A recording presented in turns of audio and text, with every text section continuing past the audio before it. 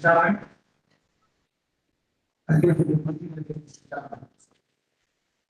My name is Bob Taylor. I'm the chair of the board 17. You elected to represent the board here at C17.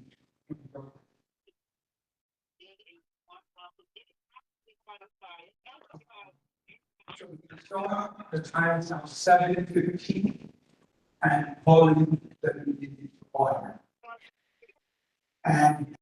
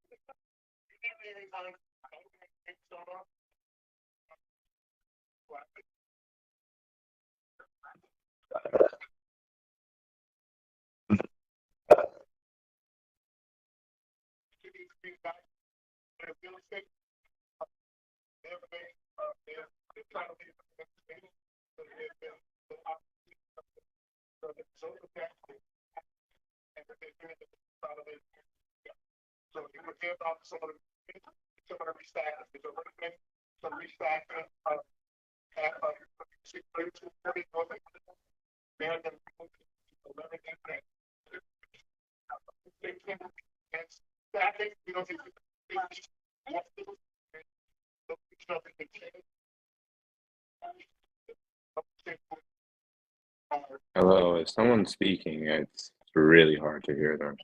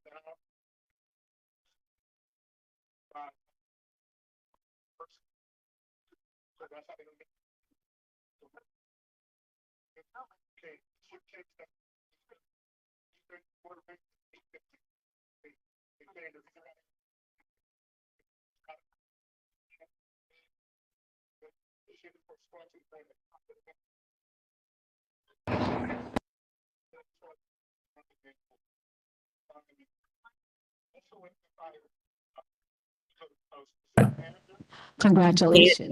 Anything. All right. So next, you know your name too, right? So you can start off with saying say I, your name and your title. I, June Prasad, first Vice Chair, Do solemnly affirm do solemnly affirm that I will uphold the Constitution of the United States of America that I would uphold the Constitution of the United States of America and the state of New York and the City of New York and the state and the State of New York and the county of King and the County of Kings and the bylaws of Community Board 17, and the bylaws of Community Board 17, and I will carry out my duties of my office and I will carry out the duties of my office to the best of my ability, so help me God. to the very best of my ability, so help me God. Congratulations. Let's give it up. All right, so same thing, I, your name and your title. I, Montserrat Oni, second vice chair. I, Montserrat Oni, second vice chair, Do solemnly affirm do solemnly affirm that I will uphold the Constitution of the United States of America that I will uphold the Constitution of the United States of America and the state of New York and the state of New York and the charter of the city of New York and the charter of the city of New York and the county of King and the county of Kings and the bylaws of Community Board 17, and the bylaws of Community Board 17, and I will carry out the duties of my office and I will carry on the duties of my office to the best of my ability, so help me God. to the best of my abilities, so help me God. Congratulations, yay. All right, you ready? You know your name, you say I. All right, you have to put up your hand, right hand. Yes, yes, good job. I, Julia L. James, Treasurer, Okay, do solemnly affirm do solemnly affirm that I will uphold the Constitution of the United States of America that I will uphold the Constitution of the United States of America and the state of New York and the state of New York and the charter of the city of New York and the charter of the city of New York and the county of Kings and the county of Kings, and the bylaws of Community Board 17, bylaws of Community Board 17, and I will carry out the duties of my office and I will carry out the duties of my office to the best of my ability, so help me God. best of my ability, so help me God. Congratulations. Got it? I. Got it? This is a very big deal. You're the last one. You can't mess it up. Okay, you got it? All right. I, Jabril Morris, Secretary of Community Board 17, Do solemnly affirm do solemnly affirm that I will uphold the Constitution of the United States of America that I will uphold the Constitution of the United States of America and the state of New York and the state of New York and the charter of the city of New York and the charter of the city of New York and the county of King and the county of Kings and the bylaws of the Community Board 17, and the bylaws of Community Board 17, and I will carry out the duties of my office and I will carry out the duties of my office to the best of my abilities. So help me God. Good job. Congratulations. We have a board, an old executive board. Is there anything else I'm supposed to be doing? Anything else? All right, thank you so much. I had fun. Y'all always laughing and smiling. Let's give it up for all of our board members here. Thank you so much for going above and beyond the call of duty to serve our community. Your New York State Assembly member, Monique Chandler Waterman. I think my job is done. Do I sit down and give back the mic? Okay, good job. You're awesome. Thank you.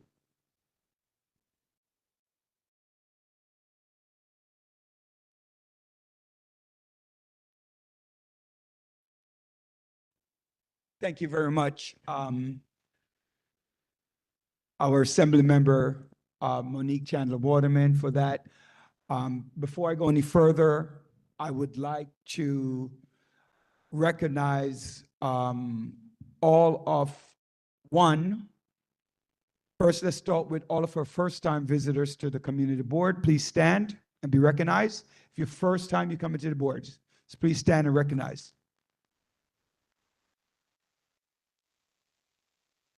If you're a board member, you can have a seat. If you're a board member and this is your first meeting, please stand and be recognized. I know there are a couple, we have a couple. Board members, thank you. What's your name? Hey, your first, sit down. What's your name? Say it again. Tadiatu. All right. And all of the executive members, not the executive officers, all of the executive members who are here in the auditorium, please stand. Executive board members, please stand.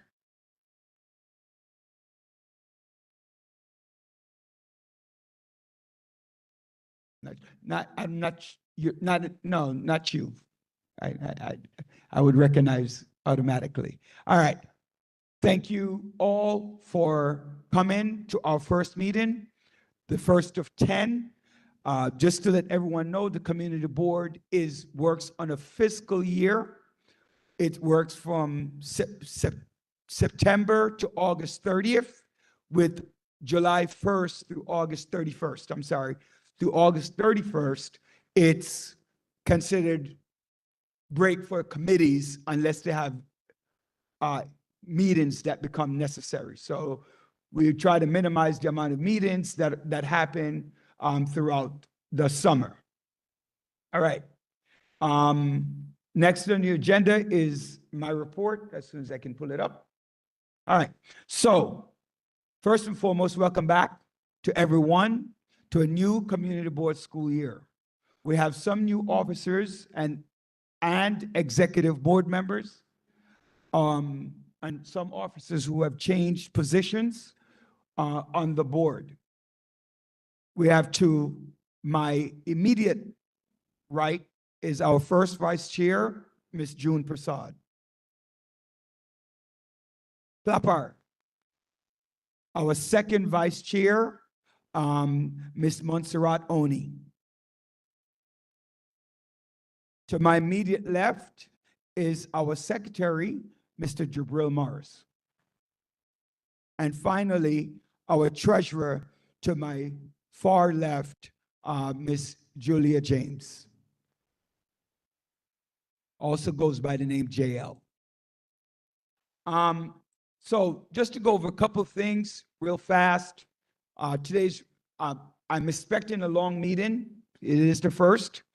So we're going to try to adhere to the time and the speaking component.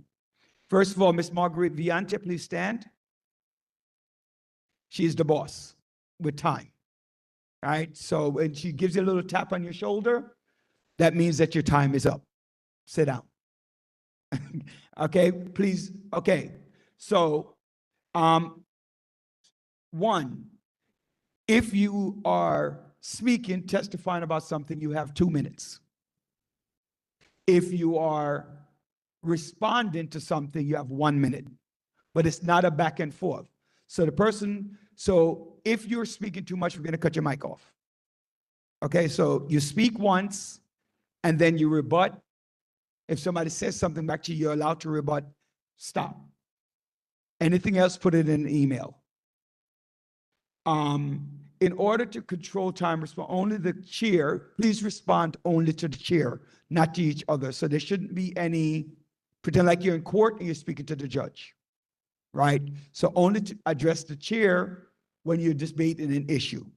Because if you start debating each other, you know how that goes, right? We start going back and forth, back and forth, back and forth. So quickly, 2 things. There's motion and there's resolution.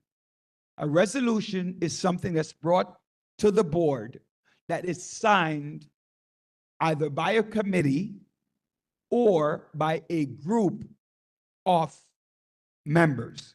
Only board members can sign it. So it's a resolution coming out of a committee, and underneath the resolution, it must state what the votes were. So it should be 5 for, 7 against. 7 for, 5 against with the abstention. If it's a resolution from the board, it must have the names of the board members who signed on to that resolution. A resolution can become a resolution if I believe the number is 25% of the board. I've not seen the complete list, and I know there's some changes that was still happening with the list, but I believe we should have a full complement of board members. When you're making a motion or bringing up a resolution, a motion has to be seconded. Only board members can vote on resolutions and motions. The person making the motion will state the motion. The motion must be seconded from the floor. A resolution does not need to be seconded because it's already signed on by a group of people. So a resolution don't need to be seconded. However, I'm in a meeting, somebody brings something to the floor, and there was no quorum. If there was no quorum, it cannot be a resolution. It's now a motion. So when you come back to the meeting, you can't, it has to be second. So for example, in the Transportation and Public Safety, they want to co-name a street Joe Williams Way, but there was no quorum. So it cannot come to the floor as something that the floor needs to be voted on. Somebody, preferably the chair, has to move the motion and somebody has to second the motion, then it's discussed.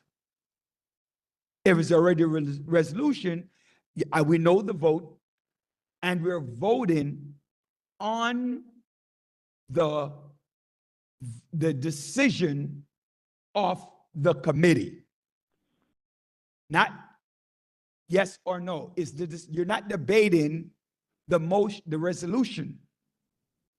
You're debating the decision of the committee. So let's say the committee says, we're voting yes for Joe Williams Way. You're voting to uphold the decision of the committee. If the decision was no, then your yes vote represents agreement with the committee. Does everybody understand that? So you're voting on whatever the committee says. So the committee voted no, and you vote yes, that means you agree with the no. If you disagree, you vote yes. I mean no. Okay? That's a little bit confusing, but that's what it is. You're voting on the decision of the committee once it went through the committee. If it didn't go through the committee, then you're voting on the actual motion itself. We clear on that? All right. This has been a very interesting summer. I had the opportunity to visit several events, go through different things. Two of them in particular, one was the back to school event that we co-sponsored with Flatbush East FEC, the Yard, where we had over 300 students there giving out free book bags and the likes, entertainment for our community. We're sponsored with the Seventh-day Adventist Church School on East 58th between Snyder and Tilden. Two, another event that I went to obviously was Youth Happening. It was extreme success as we come out of COVID and what the differences were from the last couple of years. At the bar board meeting, they have initiated certain parks improvement. So they want us to look at our parks, the different parks within our community, and look at what improvements they have done, usage, and what needs to happen. So they should be coming around. I will double check. I will actually have both the chair and co-chair of Parks and Beautification to look into what it is that they want them to do at the community level. If you are on if you're not on a committee as a board member, you are required to be on a committee. So if you're not on a committee, please note that you'll be placed on a committee. So if you know that you have not joined any of the committees, you will need to join one. Okay, if not, you'll be placed as need be. It is within the bylaws, and it is an agreement made by you when you decide to become a board member. And attendance will be taken. Please note, we had, I don't know how much I can say, but we had 3 board members who were affected by attendance because of death, personal matters, very, very dear. Brother, mother, sister, nephew, so to speak, and being a caretaker, I know what it's having a caretaker, how difficult that can be. And that affected at least 4 of our board members' attendance. Personnel matter. Sharif is out for the remainder of the month. Miss ADM Farah is the only person in the office, so please see with her and the board for things that you need. We're looking into hiring 2 individuals, including a full-time, 2 individuals right now trying to fill the gap. It's not so easy. And then we are working on hiring a full-time community associate based upon, when I spoke to them yesterday, OMB will determine our ability to do and our ability to pay. The posting has been sent to Borough Hall for approval, and it will be sent out to individuals. So please note, we'll be hiring a full-time community associate and a full-time part-time, if that makes sense. A full-time, part-time community assistant. That person will be given full-time, part-time means that they will be given all of the rights and the benefit as a worker for the city of New York, including fringe benefits, 401k, et cetera, Y and Z. And the immediate fix is that we're looking to hire 2 college-age aides within the board until December. There will be a training for MWBE. I don't want to talk much about that. I believe Mr. Heredia and Mr. Grant will be addressing that, so I will leave that to them. One more thing, with terms of personnel. Ms. Lyons will be returning pending grievance reconciliation, grievance decision from OLR. Those of you have known that at this moment, based upon certain issues which cannot be discussed here, she was suspended over the summer pending possible termination, and we're waiting for the response from OLR to confirm that. That will affect our hiring, as I was admonished yesterday by OMB. The last things that kind of go together, emails. There have been a number of emails and response from board members regarding emails that were sent out. I will assure that I'm not always aware of all the emails. I do get calls regarding the emails. So I'm asking that I am CC'd on the email so I am aware. So when an agency head calls me, I know what they're talking about.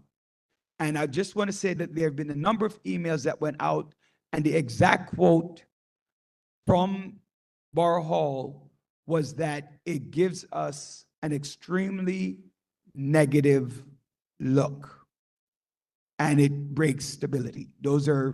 That's an exact quote. I did respond to one person with an email that stated that the individual stated that it was considered to be bullying and something else. So I'm just asking that an email, if there's an issue, please respond to the board, to the chair of the board. And if there needs to be a meeting or conversation, there will be a follow-up. With that being said, that would end my report. And please remember the time limit. Do not complain about time if you're the one talking. Thank you. Thank you very much. Are there any questions from my report? Please take the mic and state your name and your affiliation with the community. Hi, good afternoon, good evening. My name is Fatima. I'm a community board member. I just, Fatima, what's your last name? oh, sorry, Fatima Mohammed. Your board member. Okay, just- you're new. Yeah, I just have a question regarding the committees. So I joined towards the end of last term, and I signed up for committees. Do I have to apply for new committees, or does that kind of roll over? Once you're already on a committee, you should already be, oh, hi, Ms. Mohammed. I just realized you and I were in conversation over the summer. If you're already on a committee, you should receive an email. If you did not receive an email, you could contact me directly, call me, email me, because we've been in email already. What committee, perchance? So I signed up for 3, so I was on the e-commerce committee as That was well. last night. Yes. So And- do me a favor. Let me just stop you. Ms. Farah, raise your hand. Just make sure she has your email, Okay. just to double check and tell her which ones you're on so you could be on the email list. I can send her an email, or should I do that now? Just send her an email. Okay, perfect. Thank you. All right, perfect. Any other questions for my report? Seeing none, the district manager report given by the ADM, Ms. Noshin Farah.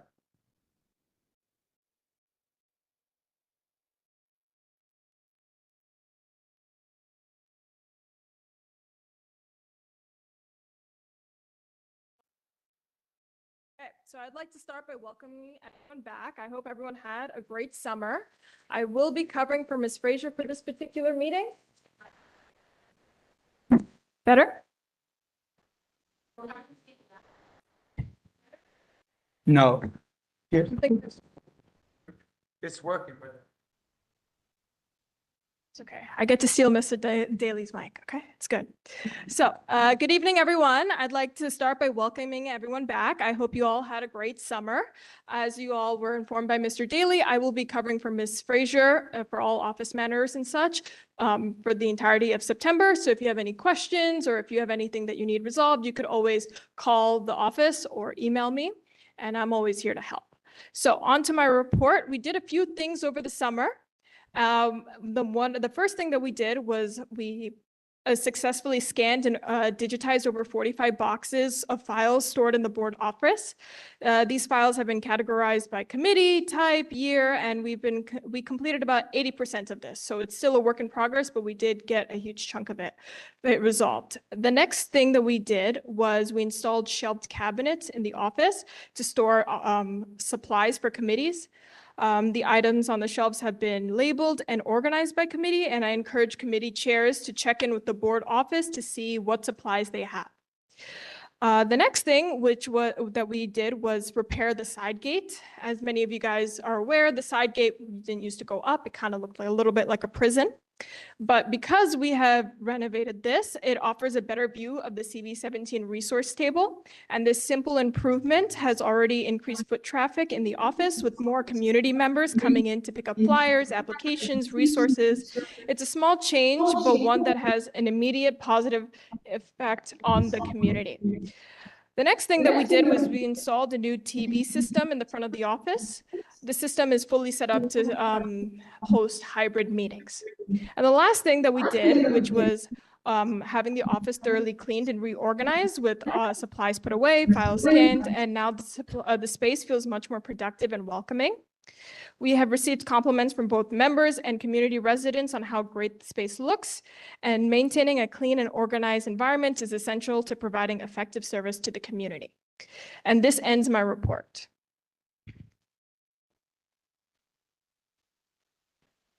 Are there any questions for the Assistant District Manager? Okay, see none. Thank you very much. Is that a hand? No. Next is, I did that, the swearing of officers. Committee reports. I'm going to leave the budget chair for a little bit because he said that he might be late. He has work. Commerce Chair, Mr. Chair Hassan Bakruddin.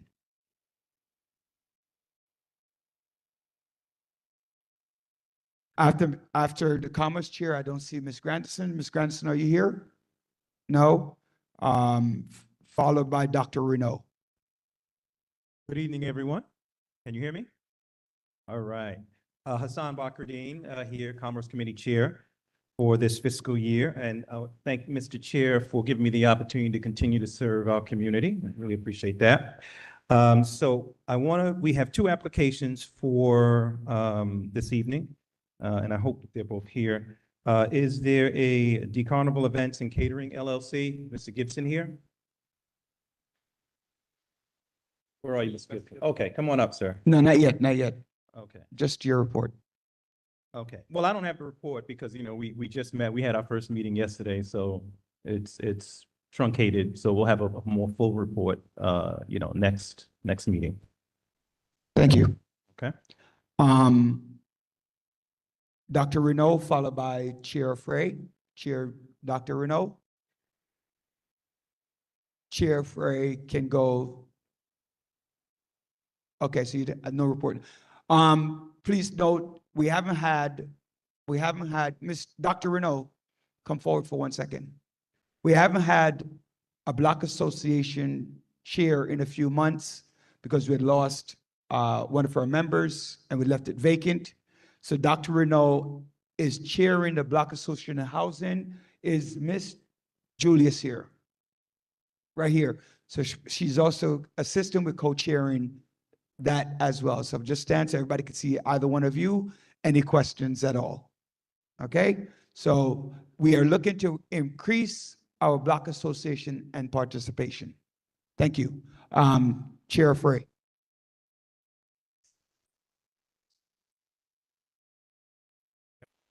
Hear me? Good evening, everyone. On September 5th, the Land Use Committee met for our first meeting for fiscal year 2024-25. Of course, we had to review a few things that we all observed during the summer, which I'm just going to point on. I'll touch base on the closure of the illegal smoke shops citywide. The aggregate number that we found from the data was about 1,000 stores citywide. Couldn't find exactly the amount for Brooklyn specifically, but locally, I'm sure we all noticed that a lot of the smoke shops that were in operation are no longer operating, which I hope is a good thing. Secondly, the second notice that went out that hopefully it went to everybody's emails was regarding the explosion on August 29th on East 37th Street between Foster and Farragut. I don't know if you heard. Apparently there was a leaky stove that caused a massive explosion. There were no casualties, but there was significant damage to the property and the properties adjacent, right? The notice that went out was pertaining to Con Edison's, I guess they have a program which allows them to come and see if your meters are leaking. I'm hoping that maybe if you allow them to participate and join into that program, we may have been able to prevent something like this from happening. As a detail, the latest information that I received from that is that the houses are deemed unlivable, and unfortunately, some families are going to have to find another place to live. So just take into consideration if you receive the notice. The email that you received will have a picture of the notice and actually an email link that you could actually schedule for Precision Pipeline or the other associated company to come and review and test your meters and see if they're leaking and possibly find another leak in your home, should that be the case. The next Information was pertaining to the Shirley Chisholm Recreation Center. The project remains on budget and on pace to be completed by fall of 2025. The project is 100% designed, 55% through the construction phase. And if you've noticed, the pool, if you haven't received the community notice, the pool has been erected. They're starting to do the interior studs. Con Edison is bringing the main source of power in. So the project is moving along and on schedule. And at the meeting, we also reviewed a potential AHV. I'm saying we reviewed because it hasn't been brought to me officially yet, pertaining to a property on 564 Utica Avenue, which is being built by Monodoc Development. And we also reviewed a potential Board of Standard and Appeals inquest pertaining to 3002 Farragut Road, which is a property we've been discussing for a while. That concludes my report. All right, thank you very much. Are there any questions for the land use? Yes, please step forward to this mic. Please. Sorry.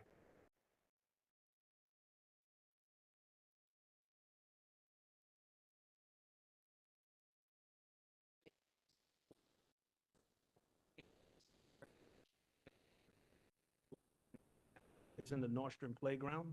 That would be on Foster Avenue between Nordstrom and New York Avenue. Okay. It's actually like in where the basketball courts are, if you wanted to East, see it. East 31st Street. Yeah, that would be the back side of it. Okay, thank you. Yeah, it's really erected. You look for a building has a brown facade and an American flag on the top. Can't miss it. Anything else? Any other questions? Is there any update on DCP? The city of yes. Yeah, I do have to meet with Danny pertaining to some items. Nothing at this time. After last meeting, I think Ms. James put forward a resolution is regarding, I guess, Halton, the project. Is there an update on that? Because I guess there was an issue with the MWBEs. Is there an update on that? The only update I received from the internal meeting we have is that according to DCP's and DDC's records, DDC's and Lend-Lease records, is that they've achieved the 30%. I have those percentages broken down. The 7 contracts, I think that were available at the end of June are still available. But that's all I really have pertaining to that issue. There are contracts still out there pertaining to gym equipment and some other, I think some kitchen equipment. If anyone's interested or know anybody that's interested, feel free to contact me. But according to their records, they've achieved the 30% minimum, and there are still about $5 million in contracts remaining. Microphone. Yes. Anybody? Member Swaby. It's on. There's a red button right there. Just turn it on. Hello, quick question in terms of the illegal. Please state your name. Hello, Kamar Swaby, Community Board Member. In terms of the illegal smoke shops, are there any plans or any like additional things in terms of what these illegal smoke shops can be converted into, or how long in terms of them being empty storefronts? I actually been in communication with a business owner. There is some hurdles that need to be worked out first between the city and the state of who has possession and who's going to release the possession back to said owner for him to then facilitate and get new leases. But those are private issues to the private owners. There's nothing really that we could design and scale or suggest and implement from the private sector as far as people's personal properties are concerned. Oni? Second Vice Chair Oni. My question is regarding the same thing. If stores, a lot of stores I've found that was shut down turned into like delis or other things that seem to just be covers for smoke shops now. So if people suspect or know that there's still illegal smoke shop activity happening, just, with a different business name, is there any recourse to communicate that? I'm pretty sure the same thing would be enforced. We would just have to notify the appropriate party. So I guess Who is the appropriate party? it would start with 311 and then it would escalate from there. Thank you. And if it doesn't get any action, then I would be the next step. And then Detective Skinner would be the next step to see who we need to contact in order to get the same effect or the same action. But there's plenty of parameters and punishments in place. So if they are called out on it and caught on it, the penalties are severe, which is why we got the effective result that we've gotten in such a 5-month period. One Go more. ahead, one more question. Night at Commerce meeting, somebody said that the landlords could be fined. The landlords are being fined. That's a part of the That's a- penalties. Okay. Yeah.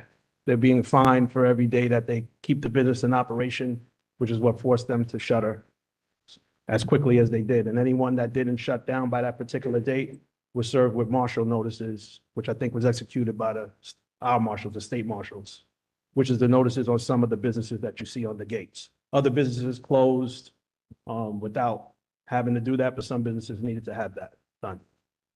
I will take only one more question. Please step forward. Other questions, we're gonna, please state your email while the young man is coming to the podium. Please state your email. Ms. Julius, please check your phone. CB17 CB17landuse@gmail.com is my email. Okay, my name is Ricky Gibson. I'm a community contractor. Where do you go to apply for those contracts that you say is available?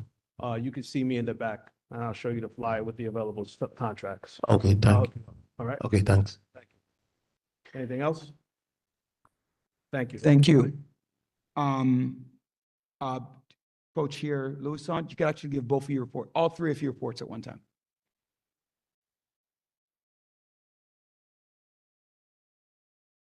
Just state them individually, which one you reported. Good evening, Trisha Lewison, Parks and Beautification. Our last meeting was held on September 3rd, 2024. We had a presentation by representatives from the New York City Department of Design and Construction, Communications and Policy, and the New York City Department of Cultural Affairs about the Brooklyn Museum of Love and at Shirley Chisholm Recreation Center. Community members are invited to participate in the art project. Our holiday tree lighting ceremony in partnership with Councilmember Farah Lewis will be held at Padgett Park on December 20th at 3 p.m. All are invited to decorate the tree. Santa will give away toys at 6 p.m. and we welcome sponsors and volunteers. The Parks and Beautification Committee received daffodils and bulbs from New Yorkers for Parks for the beautification of Railroad Park. Email the Parks and Beautification Committee to volunteer at the next It's My Park Day for the beautification of Railroad Park. Our next meeting will be held on October 1st, 2024 at 7:30 on WebEx. So for any concerns on parks or to be part of the Parks and Beautification Committee or any questions on any of this report, email BKCB17 parksandbeautification@gmail.com. I don't have anything to report for bylaws. Regarding choosing a new office space in the district, I sent an invitation to the executive board to tour the space, but I didn't receive a response and there was no one else that showed up. Both spaces are acceptable for different reasons, which we can discuss whenever available. If necessary, another tour can be scheduled so that we can move forward with the office choice through me or District Manager Frazier. Thank you. Are there any questions about anything that Chair Louison has mentioned? Seeing none, thank you. Chair Lewis, Transportation, followed by Chair Hill, Sanitation, DEP. Thank you. Chair Hill, followed by Chair Oni.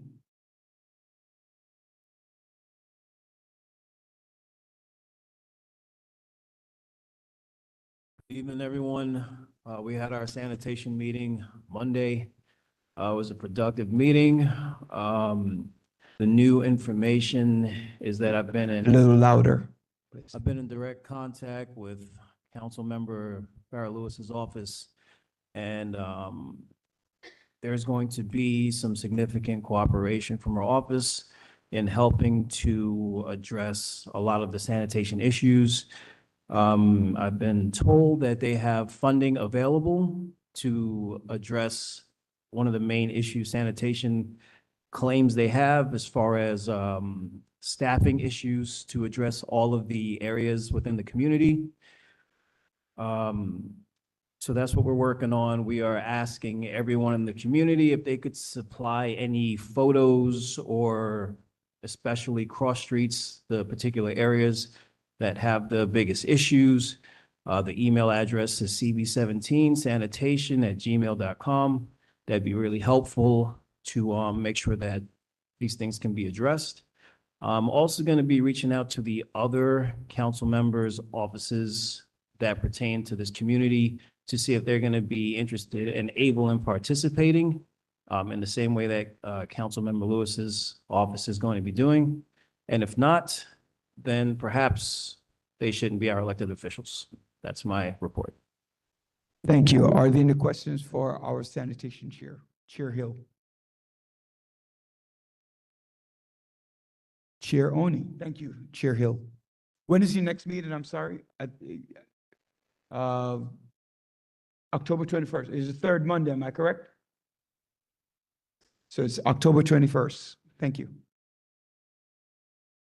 Good evening. My name is Montserrat Oni. I am Chair of the Social Services Committee. Social Services has not met this month. We meet on the fourth Monday of every month, so we welcome all participation. For this year, we will be hosting our annual health fair in the spring.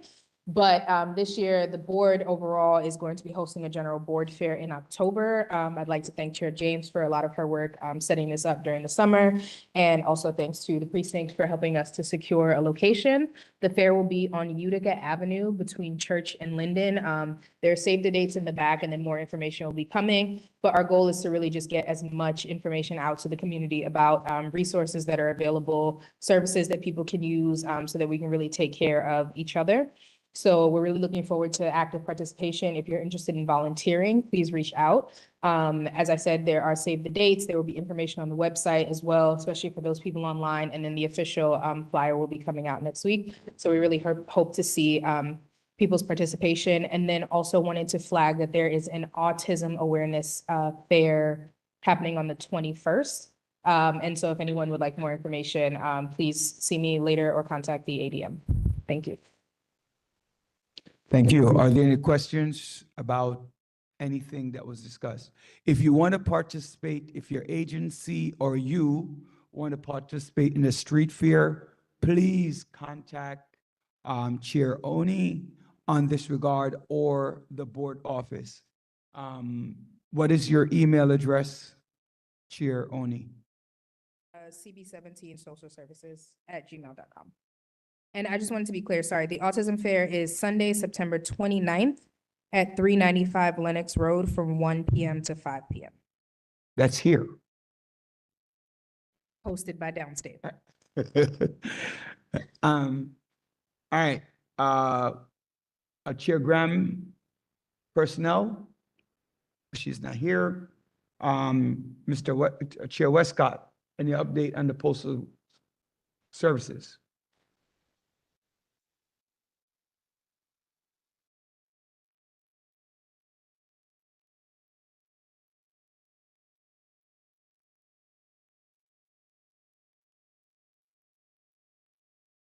Good evening, everyone.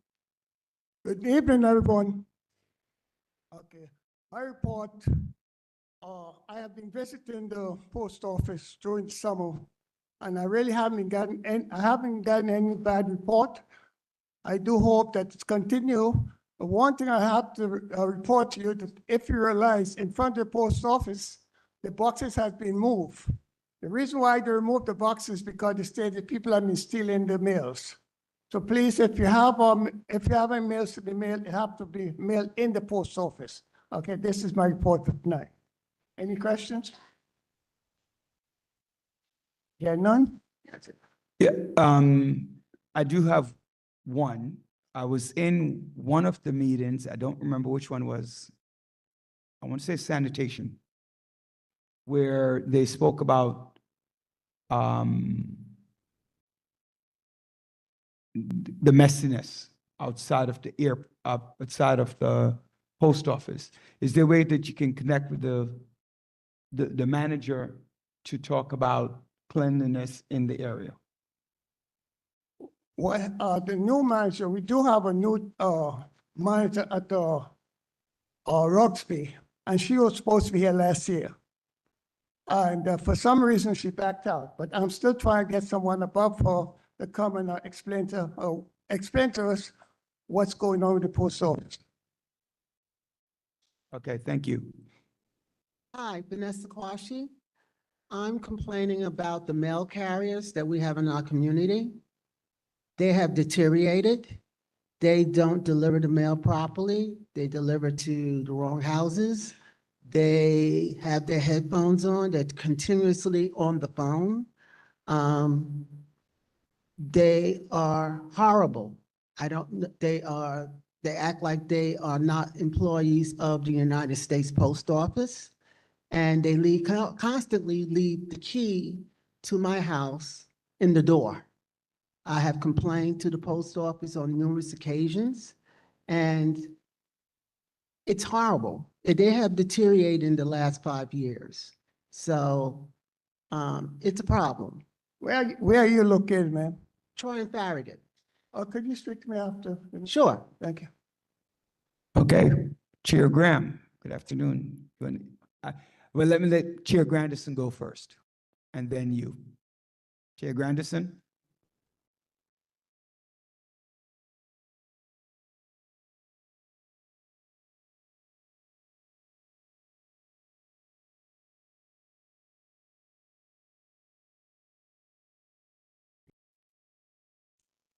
Everyone, my name is Gail Grandison, and I'm the chair of the Youth and Education Committee. I want to welcome everyone to our first session for fiscal year FY25. I just want to say quickly, thank you to anyone who donated and came out to Youth Happening. We appreciate your support. To NYPD, thank you for that day.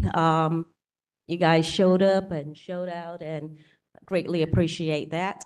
I just want to remind everyone that we have our spelling bee coming up October 14th. It's that holiday, that Monday. It's going to be held at Cristo Rey High School, which is located at 710 East 37th Street.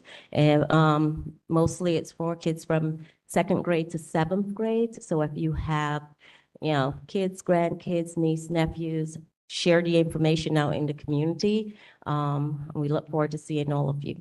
Thank you. Thank you. Are there any questions for Chair Grandison? Seeing none. I did give some of your report, but you could, whatever you have.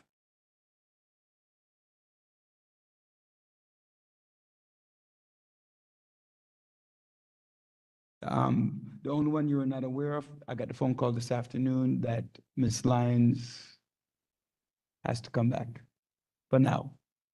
So just give you a shocker right at the meeting. Good evening, everyone. Rose Graham, Personnel Chair. At this time, we have a shortage of personnel at the board's office, but we are in the process of hiring 2 additional people, and we will keep you posted. The posting is out, so we will have to wait for folks to apply and go through that process. So I will keep you updated, and that's my report. Thank you. Thank you.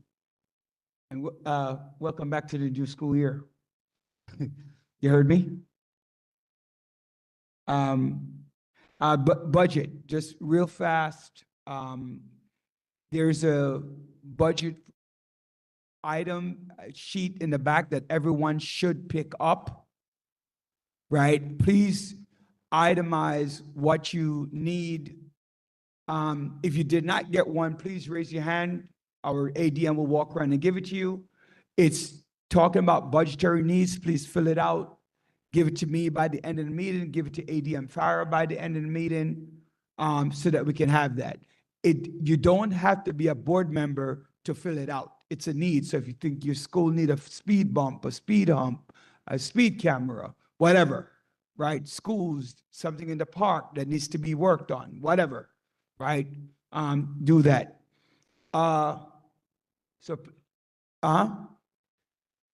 Say it again. So you're filling out the budgetary item request that we're going to look at and try to prioritize and give it in for them to work on some of these issues when we look at the new budget for the city and the state.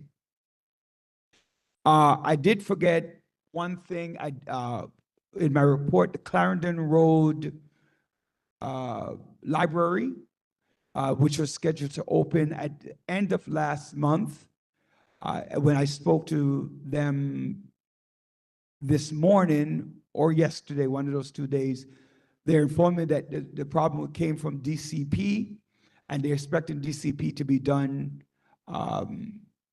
late November, early December, and 3 months after DCP has completed whatever renovations that they have done, the BPL will come in and do whatever training that they need to do to ensure that the library is safe for everything, Ms. Farah, ADM Farah. That they need to do to get the reopening. All right?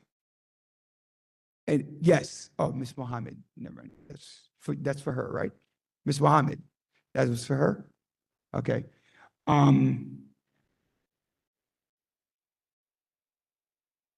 Mr. Mars, Chair, Secretary Mars, Communications.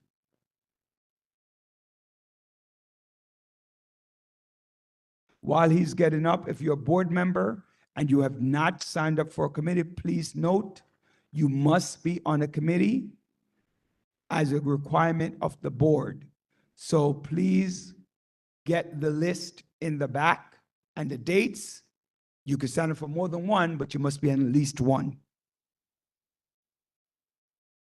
Everyone, good afternoon. My name is Jabril Morris. My report for the Communication Committee will be brief. I'm focusing on re-engaging the website. It hasn't been updated since 2022.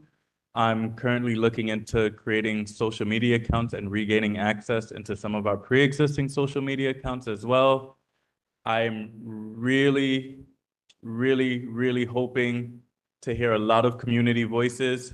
I plan to install some type of way to receive your feedback digitally so you're able to express yourselves at any time, and that should be reported back to the main office. And also to all other committees, if you're interested in sharing your material with me as well so that I'll be able to put it up on the website, that will be amazing as well. And that's it. Does anyone have any questions? Are there any questions? Okay, seeing none. Move on to the next item on the agenda. The agency report. Lieutenant Mooney.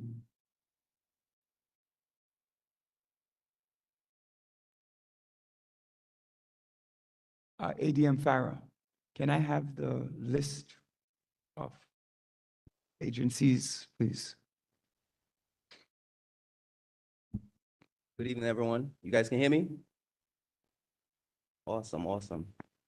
It's great to see so many members of the community engaging in their civic duties. Awesome. Brief introduction before I touch on crime. State your name. I'm Captain Douglas Moody, 6th Precinct Executive Officer. I've been working here in Brooklyn South now the last 10.5 years. I worked in the 6-9 in Canarsie as a sergeant, Crown Heights as a lieutenant.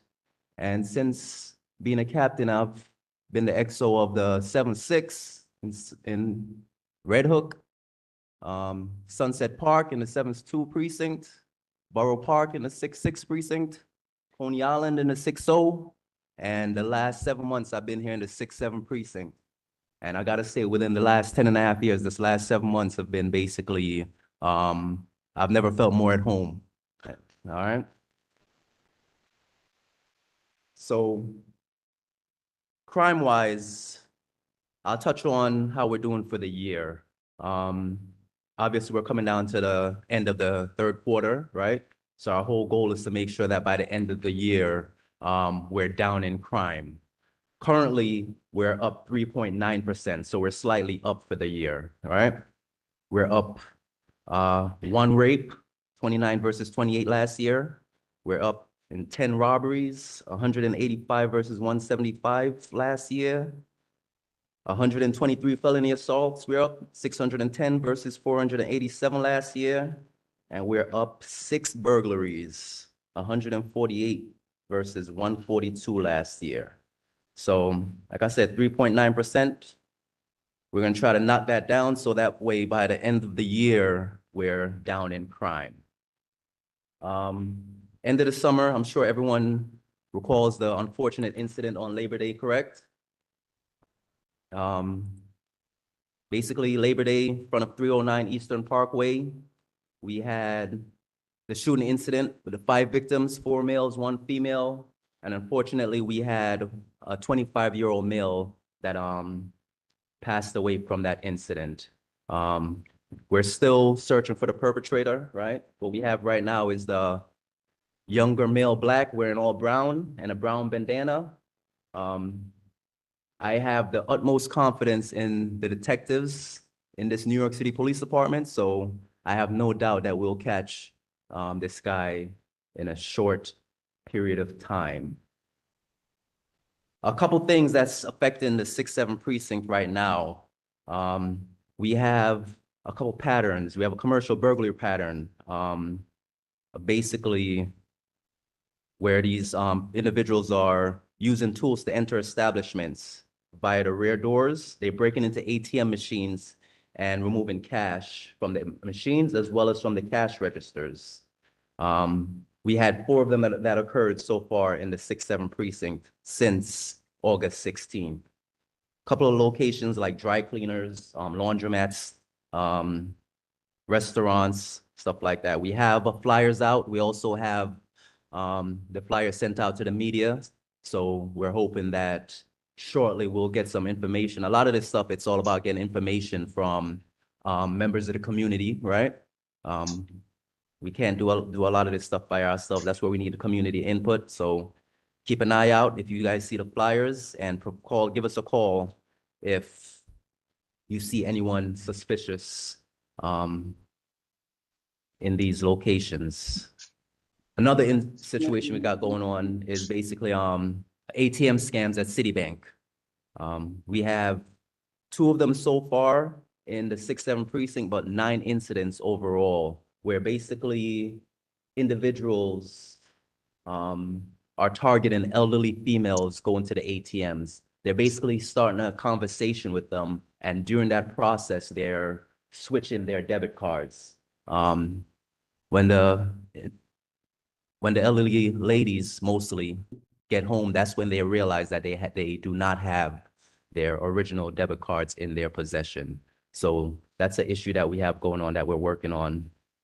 Other than that, obviously, I'm sure you guys have heard about the issues in regards to the Kias and the Hyundais that's being stolen, right? They have that TikTok challenge going on where apparently they're breaking basically by the steering wheel, right? And they're using a USB to actually start these cars. The main thing to know about with these Kias and Hyundais is that it's the vehicles that actually use turnkey. If it's a push start, they're not able to do it.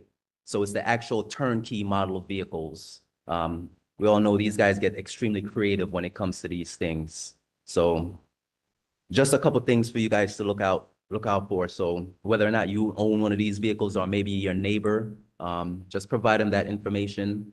A lot of times when it comes to these vehicles, the main thing for us to go on is video, right?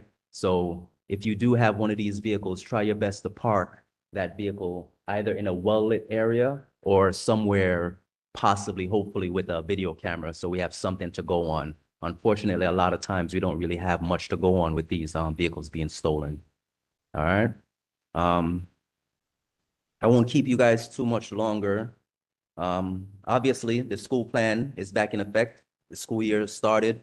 So we have we had 5 NCOs, 3 YCOs. We have all these guys out there. Of course, they're gonna focus on the problematic areas where the youth like to hang out after school. So we focus on those areas and try to basically get them on home. A lot of times, it's something as simple as when you get out of school, go home. You know, no one says it, but that's really what it boils down to. The longer they hang out, it's the more trouble they end up getting in. So let your kids know, tell your grandkids, whatever, you know, and listen, when you get out of school, come straight home, all right? Well, we do our best while they're out there, but ideally, we need them to just go home. You guys have any questions for me? All right, my first question is on Eastern Parkway, the incident on Labor Day, the person that perished, was that the intended target that perished? I do not believe so at this time. At this time. It's very unfortunate that I'm not sure what's going on with these young guys' minds where they think that it's acceptable to just open fire on a crowded parkway, right? Hopefully when we do catch this individual, right? And hopefully he actually gets some serious time when we do catch him, because that's the main issue that we have going on, believe it or not, is we catch these guys and you see these guys the next day or 2 days later coming to pick up their property. I don't understand what's going on. And that's just the reality. All right? All right, let's go with first vice chair. Do me a favor, I'm taking only 4 questions. The others, we're gonna go to the back. Let me ask the question online, then first vice chair Prasad, then chair Westcott, then I believe I saw chair Hill, and one more person in the back. One more person in the back, that was you, member Swaby, right? All right, so those are the 4 questions I'm taking. I know I see it online, so I'm gonna ask the question online first. Can you ask the police officer if they have apprehended the suspect responsible for the shooting on East 48th Street, or is that 49th Street? 49 between Church and Snyder in August. Between East 49th, between Church and Snyder, no, we have not. We have the flyers out for this individual and well, I can't go too deep into the investigative process, but we are tracking this individual and we hope to get him soon. All right. First Vice Chair Prasad, did somebody point that there's a hand raised online? I don't see it. Yes? Okay, Chair Prasad. Good evening, Chair, June Prasad, First Vice Chair. I would like to get an update on Lotus Lounge, the illegal social club. I think it's illegal, and I just want to know if you have any status update.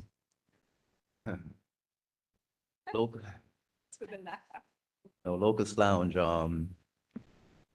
it took us a while, right? We have a lot of situations that's going on there. So finally, we're able to actually get them served, right?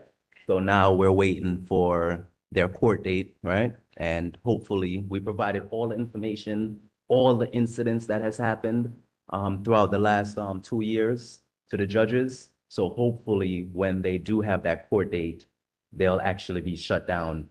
Since they have been served, they have not been open. I go there like every night. They have not been open since then. All right, thank you very much. Chair Westcott. Yeah, good afternoon, sir.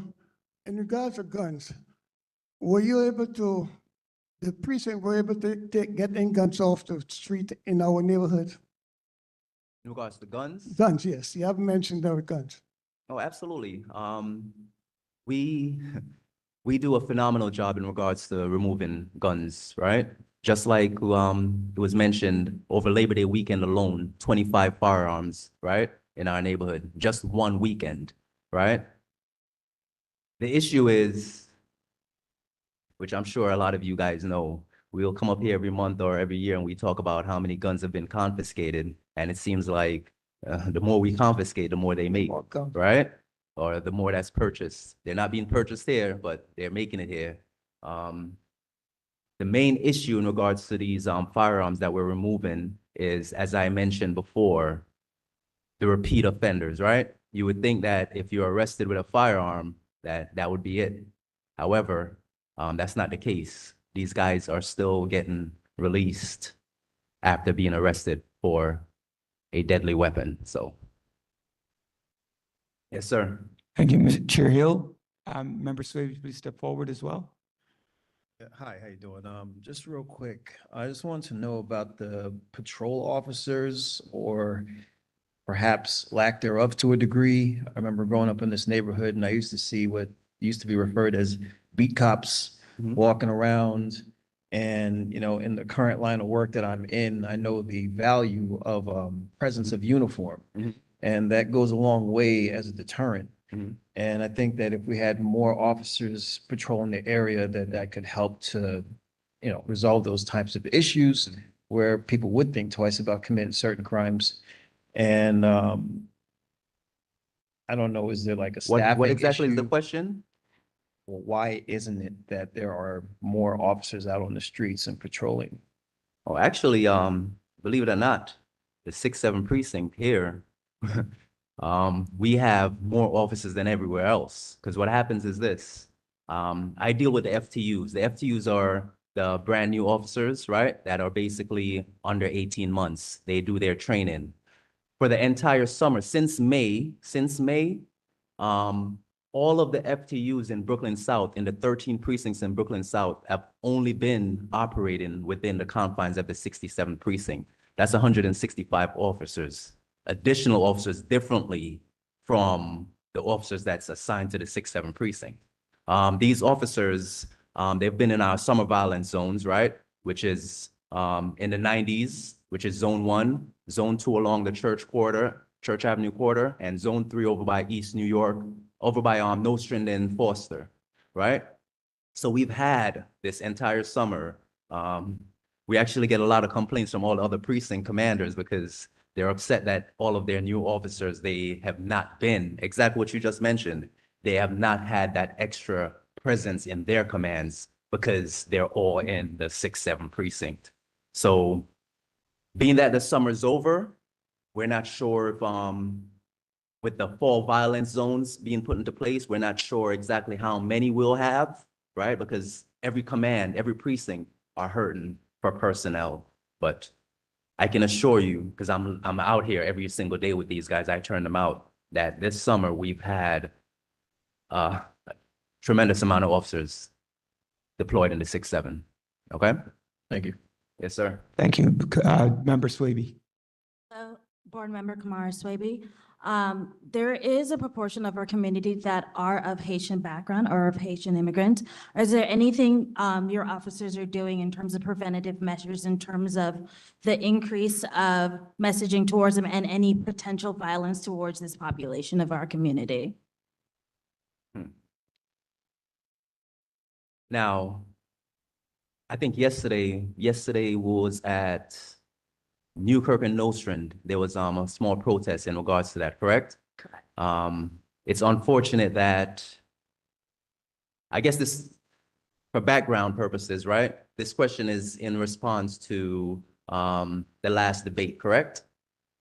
Not just the debate, but also continuing comments. Right. That has Which is extremely unfortunate that we're even having this conversation, that any specific community, right, is called out by any politician. That's absolutely unacceptable, right? The New York City Police Department, we operate on basically whatever situations are presented to us, we address it. If at any point, so far, we have not received any kind of uptick or any zero complaints regarding bias related and or hate crime related towards the Haitian community. So I'll just put that out there. And if we do, we take hate crimes very seriously and we'll address it. But so far, right, in the 6-7 precinct, we have not received any reports of bias related towards the Haitian community. All right, thank you very much. Thank you, Captain Mooney. If you have any other questions for him, please see him in the back. Let's move on to our next agency, DCP.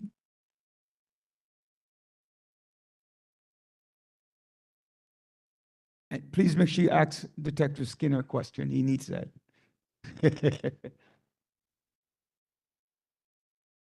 Good evening, everyone. My name is Grant Ewan from New York City's Department of Design and Construction.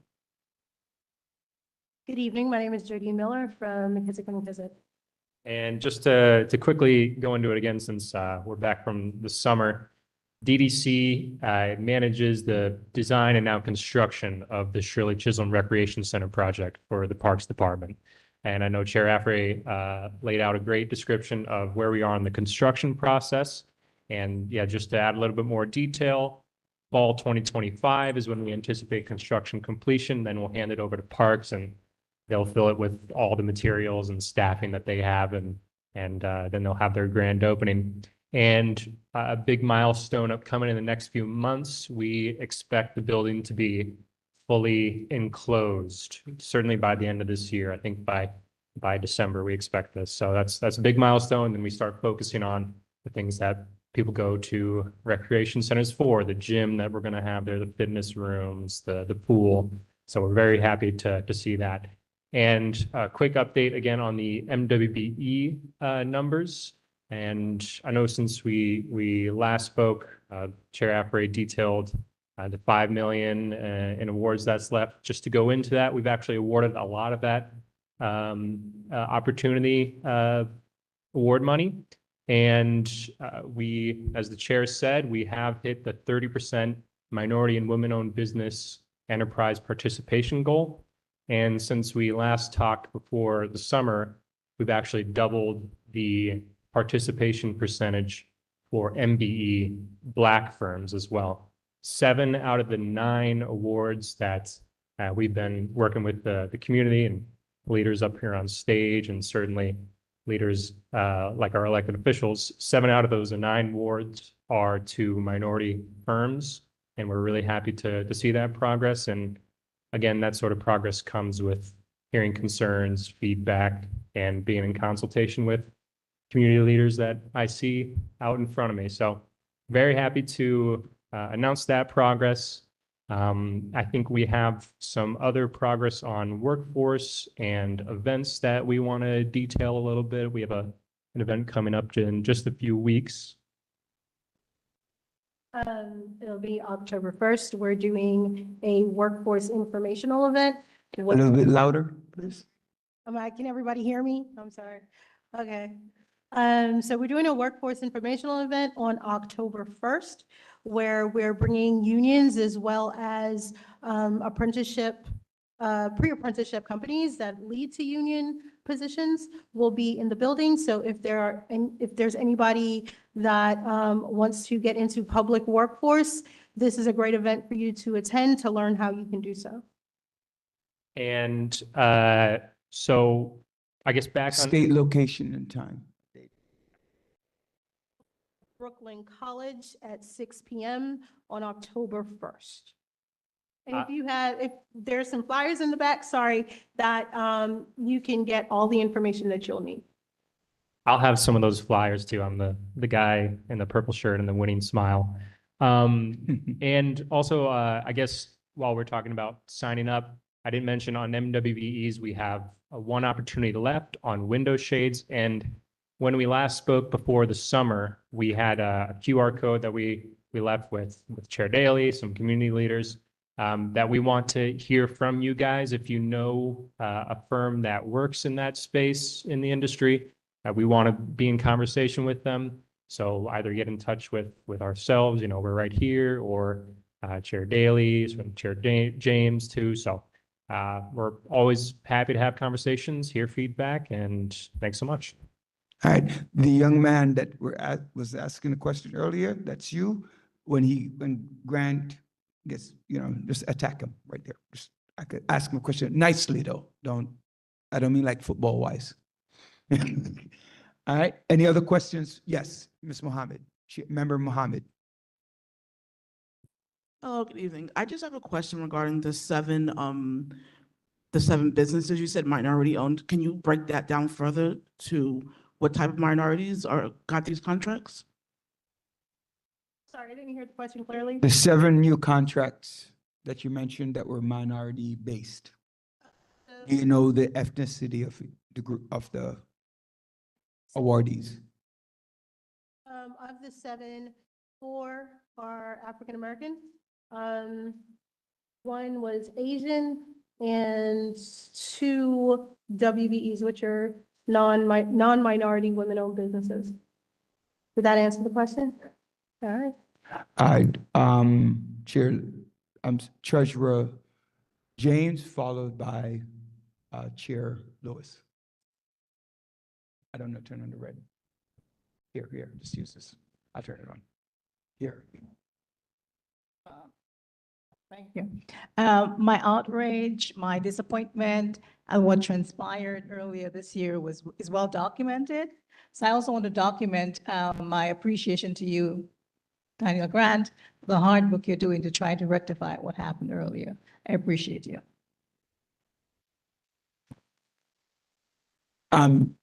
Chair Lewis.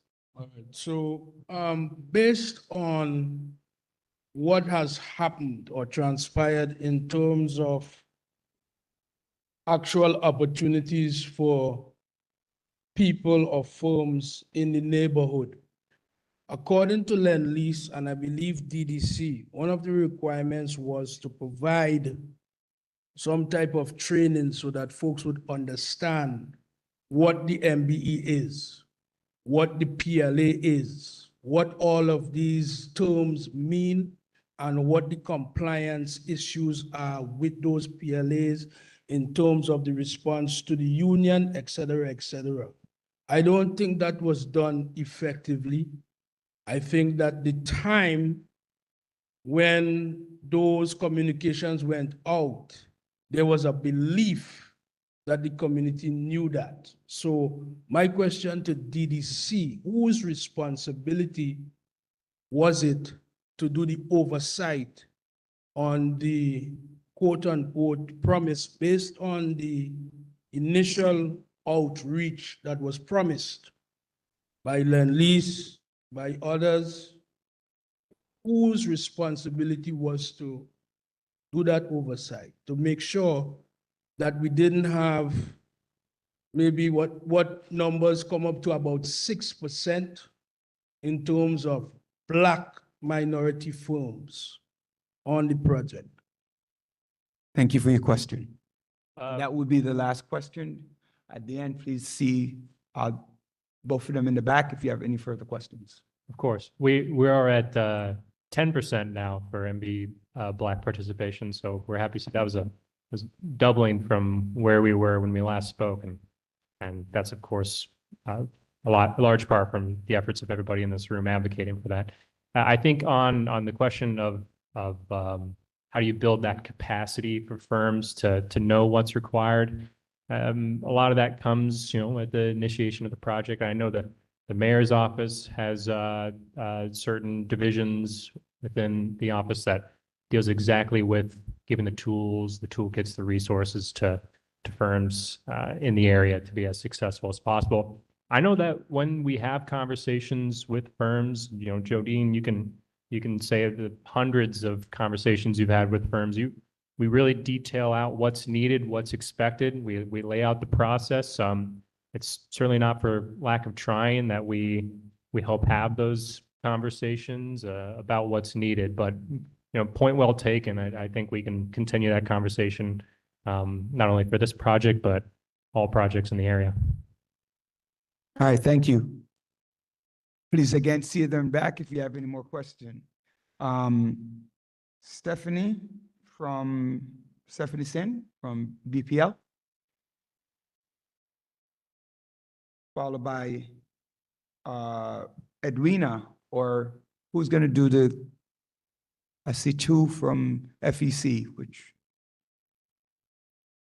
Good evening, Community Board 17. I'm Stephanie Sin. I'm the branch manager at the Rugby Library, and I'm representing our 3 community libraries this evening. The other 2 being the East Flatbush branch and the closed Clarendon branch. First off, we want to thank all of our elected officials and our community members for everybody who wrote letters into the city when we last saw each other. The budget was up in the air and libraries were at a loss.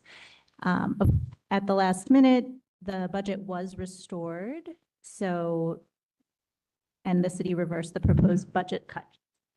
And then over the summer, we were able to return to our regular service hours. So we had cut our Sunday service, and that was about 7 or 8 of our branches. But now that service on Sunday has been restored. So you can visit branches on Sundays. Yay. Sorry, I keep breathing into this microphone. All right, back to school at BPL. Remember, your local branches have after-school programming and different things going on for your kids. Some of us have homework help in the afternoon. There's also a great online resource called Brain Fuse Help Now, which has free live tutors, and you can access it with your library card. Another awesome thing that's happening right now is for the teens in your life, we have many different types of internships and other paid stipend opportunities that kids in high school can apply for at this time. I can answer any questions about that. Yesterday was National Voter Registration Day. Many of the branches had programming and tabling surrounding that. You can always get voter registration forms at your local branch at any time of year. And finally, next week starts Banned Books Week, which is something that we are always excited about, at least I am anyway. So if you would like to celebrate Banned Books Week, because there is a lot of book banning going on in our country, you can visit your local branch where they are most likely having a program around that. And as far as that, I think that'll be all for now. Does anybody have any questions? All right, thank you. Stephanie, BPL, Ms. Mohammed. Good evening. I just have a question regarding like partnerships between the libraries and like maybe local bookstores. Are there any opportunities for that? What type of stores? Bookstores, local bookstores. Bookstores? Yes, so you can visit your local branch, whichever that might be, and if it's like a good fit, you can speak to the staff there and, you know, partner on a program, or if you want to use our meeting room space, or even just like cross promotion. If you're having an event, we can promote it for you, and vice versa. Okay, thank you. All right, thank you. Thank you. Are there any other questions for Ms. Sin? Seeing none? Yes. Make sure you state your name for the record. You didn't do it last time. Don't start with me.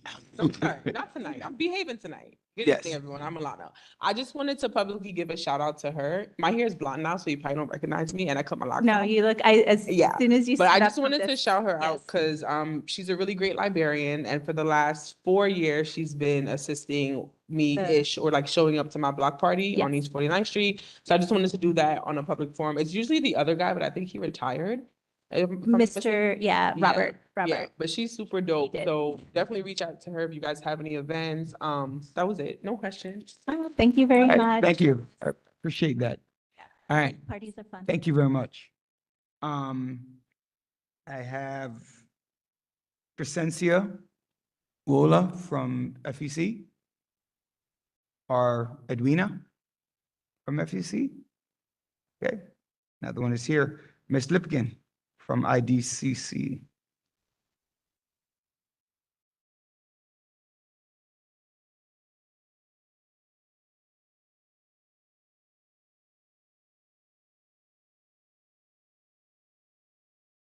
Good evening, everybody. Nice to see everybody back from the summer. Hope you had a great summer. My name is Arna Lipkin. I'm a community liaison for Connect IDCC. IDCC is a mental health clinic one of which we're one of 5 different clinics throughout Brooklyn. It stands for Interborough Development Consultation Center. Connect is a unique program which was started a few years ago by DOH to serve a gap in mental health treatment. Mental health treatment traditionally is going for therapy. If you need psychiatric evaluation or services, they usually have that also in the clinic. But the people at Department of Health realize that it takes more than just talk therapy to help people that are going through stress, anxiety, especially when it comes to everyday situations and challenges such as can't pay the rent, don't have enough food in the house, and many other challenges that we face. So DOH created this program 2.5 years ago. There are 7 different connects throughout the city, 2 in Brooklyn, 2 in Harlem, 2 in the Bronx, 1 in the Lower East Side. And the goal of Connect is to focus on supports and improve mental health beyond traditional mental health treatment. That said is each of us has a team, and according to the needs in the community, that is what the team focuses on. So our team at Crown Heights IDCC Connect, we focus on helping with benefits. We have 2 engagement specialists, or you could call them caseworkers. We focus on helping people with their benefits, housing issues, and vocational. So there are a lot of different issues which you may go to your elected official for, but we also do that, and we follow, our clients. And we also have, in addition to getting that assistance with casework, we focus on food insecurity. So we give out bags of food. Like twice a month, they can get a pantry bag. The other thing, of course, we have our own therapists because we serve people that don't necessarily have insurance. Our demographics are, we start at 18, whereas the clinic will see all ages. We start at age 18 and up. So we do see people that don't have insurance, but we can help get insurance. The other unique thing we have is we have peers. I don't know if you're familiar with that, but peers are people not trained in the same way as social workers, but they're more of a friend, and they, it's support of people that have had lived experience themselves. So it's very helpful. A lot of times people will see the therapist and the peer. And our peers now, we have 2 of them. They have support groups during the week. So people really enjoy that. One of them focuses on art, and one of them is just a regular support group. This is our flyer in the back of the room. So if you want my information, it's here on the flyer. The clinic number is here. Myself and my colleague Berlene Robeson, our information is over on this side. And I just want to say we do have a farmer's market we've had for the last 6 months. We have 2 more before the winter, and the next one is actually tomorrow at our office at 921 East New York. The farmer's market, we give out $15 vouchers, and the food is from Campaign Against Hunger, which is really great. It's produce and some other products, and that is also low cost. You can use your EBT card and WIC or regular Cash App or even credit card. So hopefully you will check out our information in the back, this flyer in our farmer's market. And please come by. I'll be here for a few more minutes. Feel free to ask any questions. Thank you All so right. much. Thank you. All right, which I didn't say at the beginning, all right? We're going to try to limit each agency or person representing a legislator to 3 minutes, right? 3 minutes. So if you hear me, the timer go off, please conclude your couple of sentences. All right? Thank you. Just want to double check. Is there any agency? I know they're elected official representatives here, but are there any agencies that I missed? Any agency? Seeing none? Yes, sir, I'm sorry. You didn't sign the document for me to see it. Come on up.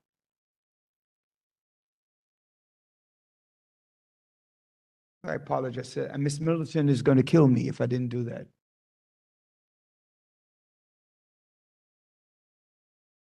While they're coming up, please, we have the community session followed by the roll call. Again, 2 minutes on the community session. Any comments? 2 minutes, please. Good afternoon, everybody. My name is David Bernard. I'm here to talk a little bit about the CERT program. My name is Wendy Peterkin, and here to help him. The CERT program began in 2023. Our current membership is over 1,200 members of volunteers, actually. CERT members are trained by first response professionals from FDNY and the police department, EMS, and NISM, New York City Emergency Management, in the basics of emergency response with the ability to support first responders during emergencies. Again, we are all volunteer corps, and we're basically the volunteer corps of emergency management, New York City Emergency Management. CERTs mainly teach community and personal preparedness through Ready New York table in, stuff that I have in the back, within respective communities or fairs and events.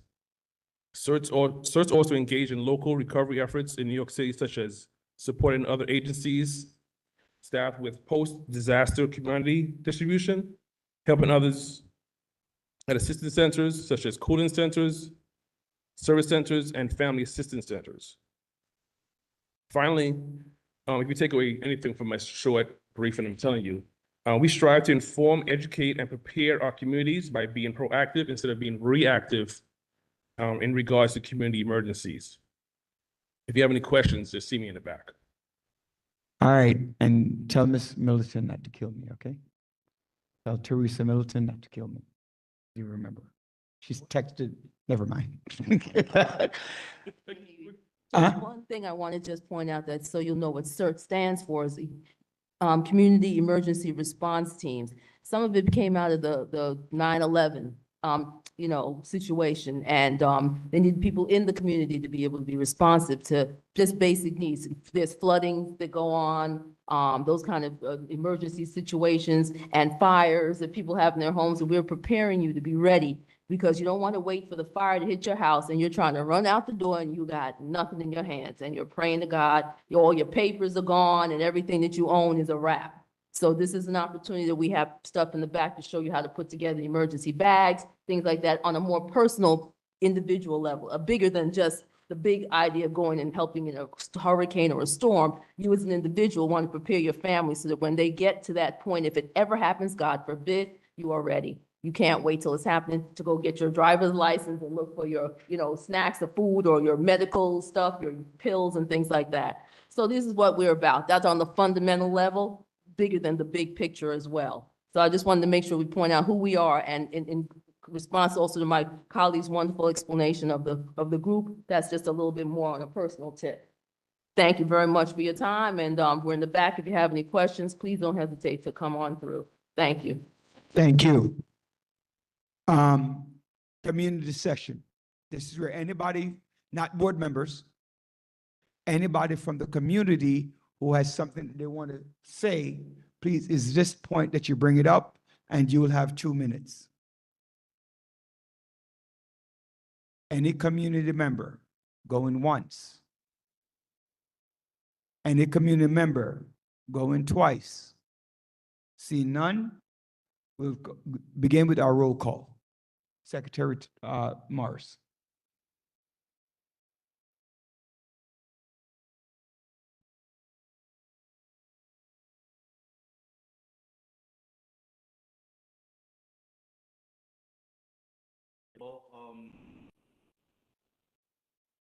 Ben Daly was nice enough to check off some names for those he recognized that were present. I'm learning some familiar faces, and I'm seeing some faces for the first time as well, so I'll be asking you to just say you're here or raise your hand for your attendance. Still have to call the name. Yeah, still call all names? Yes. No problem. Stand so you see them. Okay. Starting off, we have Kwame Afraid. Thank you. Oh, it is all. Was I just loud? Yeah.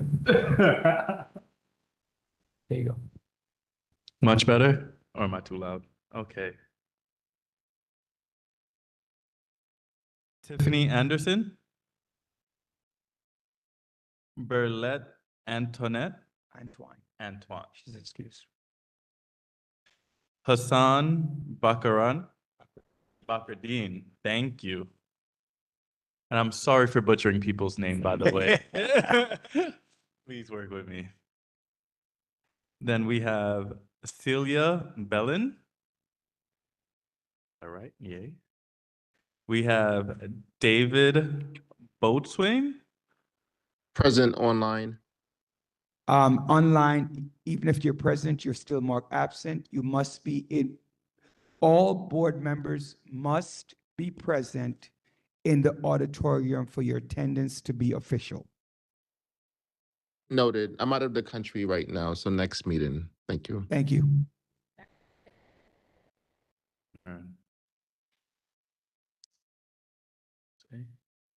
And we have a Teresa Brereton.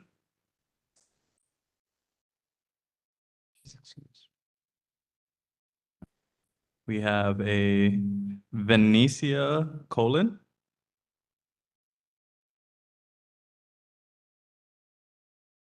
Asher Cunningham. Roderick Daly. Present. Herminia Dailies. Daniels, sorry. Hey. Natasha Ducan. Duncan. LaShawn Freeman.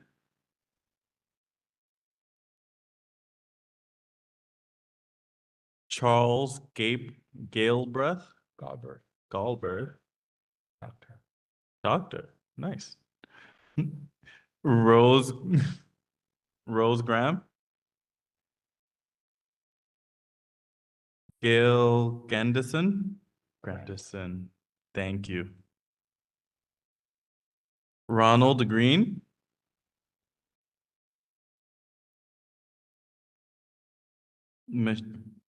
Michael Hill. Whitney Humphrey. Julia James. Kevin Jason. Doris Jones.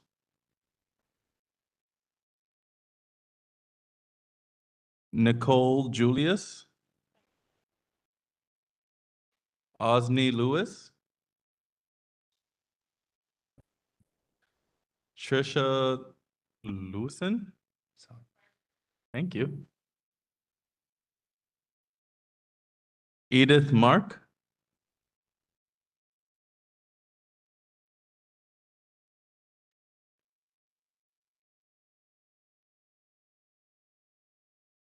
Brandon Mathron.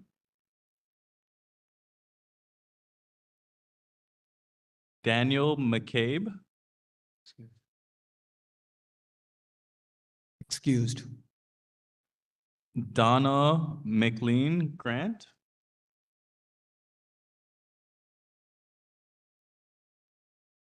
Fatima Mohammed. Respect. Kadiatu.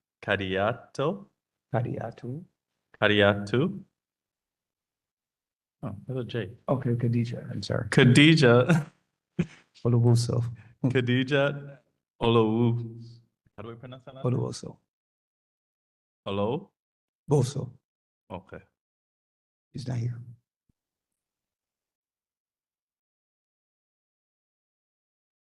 Montserrat Oni. Kadiatu. Kadiatu. Oh, how do we pronounce this last name? Okay. How do you pronounce your last name, Kadiatu? Where did she go? She left? She was here. June Prasad. Deborah Pointer. Carol Renault. Dr. Carol Renault. Thank you. Aaron Roth.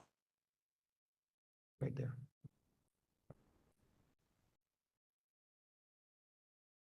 Bernadette Selby.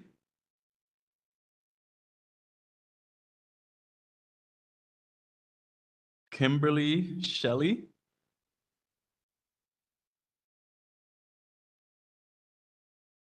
Tyrone Stearns.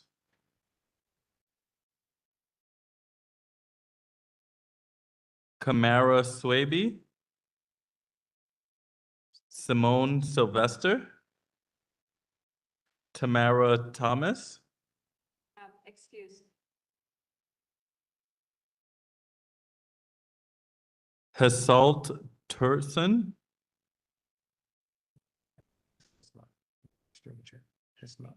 Haslot Turnson. Thank you.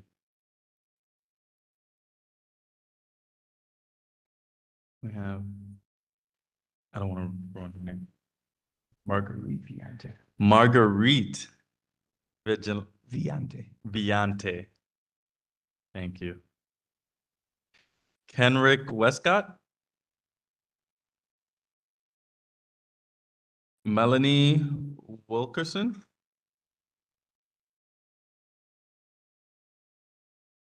Ivor Wood.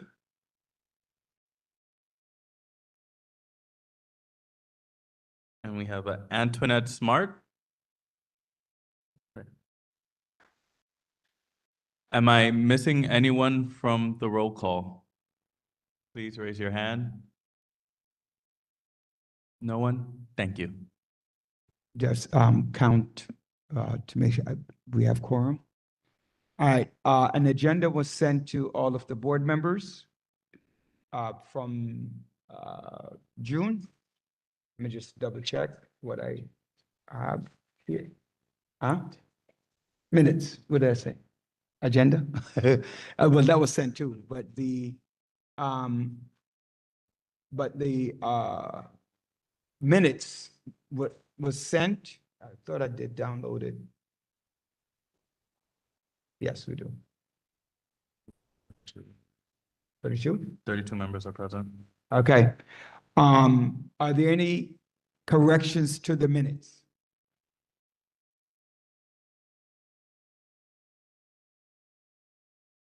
Yes. From June? Helen Wilkinson name needs to be added to the roll call for June. Were you here, Mr. Green? Okay. Ronald Green and Melanie Wilkinson. Any other corrections to the minutes from June?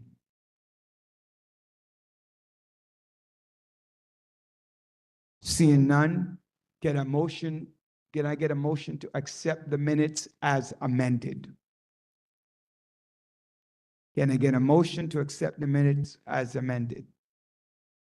Anzaran Oni, I move to accept the minutes as amended. Can I get a second?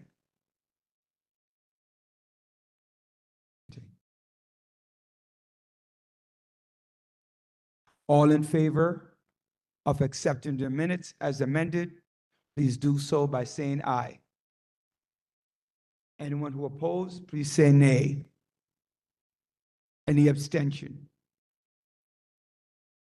Okay, next item on the agenda is the public hearing to vote on the following. There are two SLA licenses that are to be voted on. And again, the person who's chair, please present the license and then just turn it back for us to do a voting. And we have structured in the past to do them both together. Good So- evening. Yes. Good evening, everyone. Hassan Bakrdeen, Commerce Committee Chair. Can I get the representatives for D Carnival Event and Catering LLC to come up? Mr. Gibson, are you in? Great. And also Mr. Mingo from Sip and Chat, or at least a representative for him. Sip and Chat here? Sip and Chat, going once. Okay. Mr. Mingo, come on up.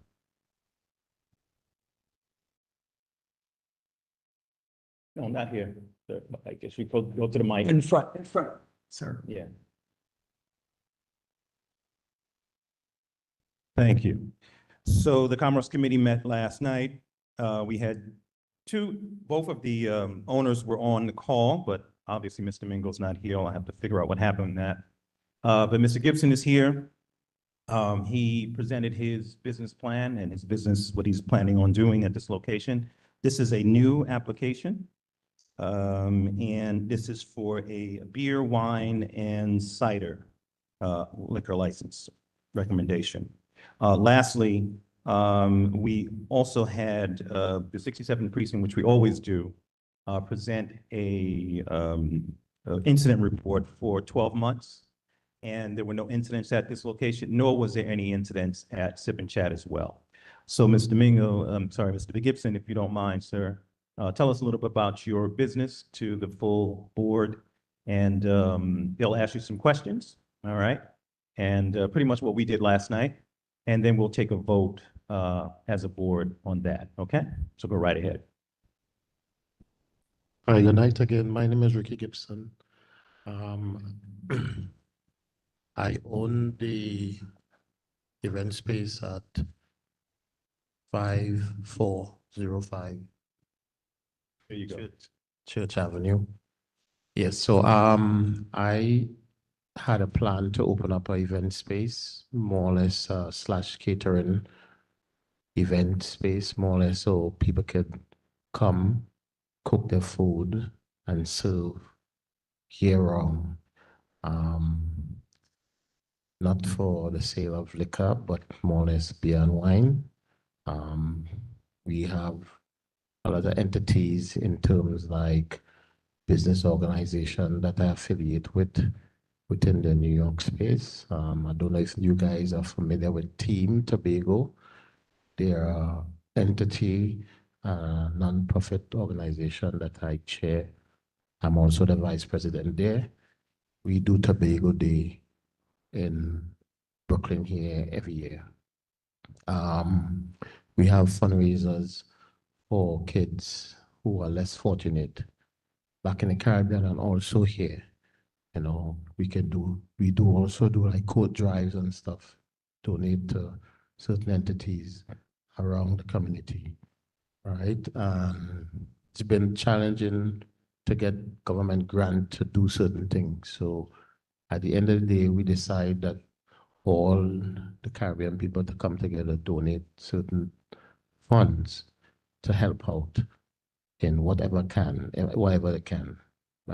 You have Caribbean people that are here that kind of catching the tail, I would say, pretty much to get food. Some of them are afraid to go to the pantries and stuff like that because of, pride. It's very sad to know that, people are still. I'm gonna At the stop end of the you. day, I'm gonna stop you. Just take questions in the essence of time. Does anybody have any questions? Sorry. Good, Mr. Chair, if you want. No, go ahead. Great. Are you finished, Mr. No, I'm not finished. So I just create this so we could come together and be together throughout the year. And so I decided to do this so at least we could get baby showers and birthday parties where we could sit and have a certain amount of beer and the police don't run in on us and say, well, we have too much and have people get into trouble, you understand? Even though you're throwing an event, more or less like a social place. It wouldn't be 7 days a week, right? Yes. Just be specific time. Good. That's it. Okay. Well, thank you, Mr. Gibson. I appreciate your presentation. I'm going to be taking questions, and Mr. Chair, you can cut off whenever you want in terms of the number of questions from the board and primarily from our board members. Are there any questions for Mr. Gibson from the board? Yes, ma'am. Hear you clearly, so I didn't understand what you were saying. Is it an event space? Oh, June Prasad, first vice chair. It's an event slash catering. We have a prep area. Okay, because we couldn't understand. I don't know if anyone understood what he was saying. Okay, thank you, sir. All right, no problem. Okay. Any other questions? Going once? Going twice? Yes.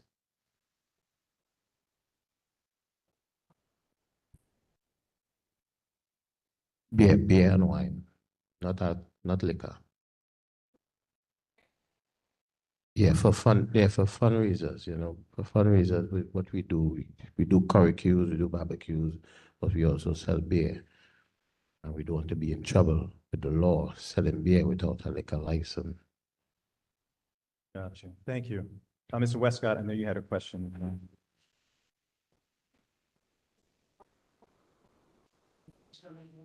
But I'm the only owner for now.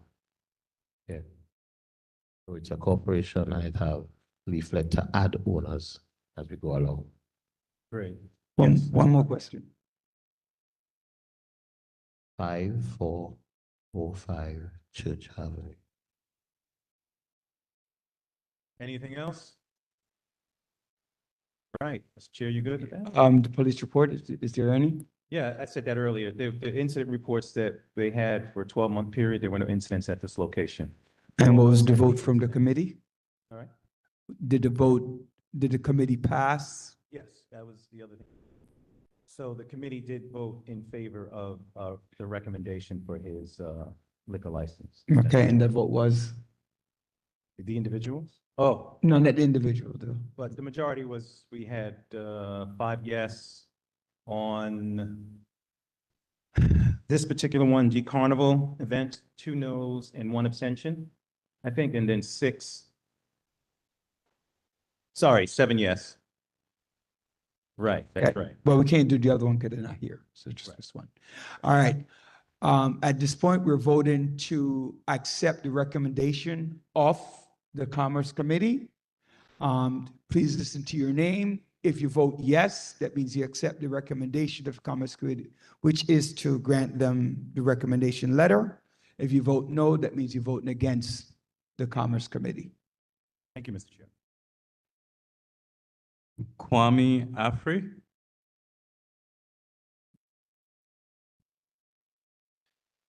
Tiffany Anderson. Hassan Bakruddin. Did I get it right that time? Thank you. Celia Bellin.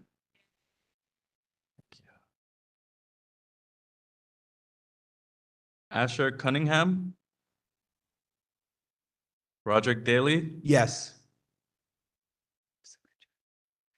Herminia Daniels. Okay. Rose Graham.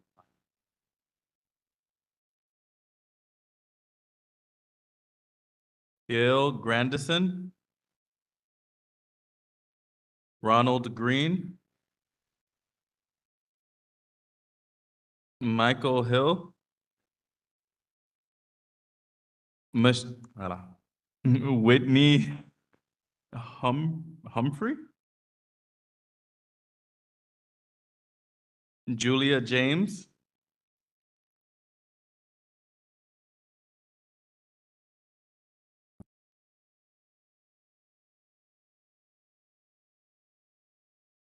Nicole Julius.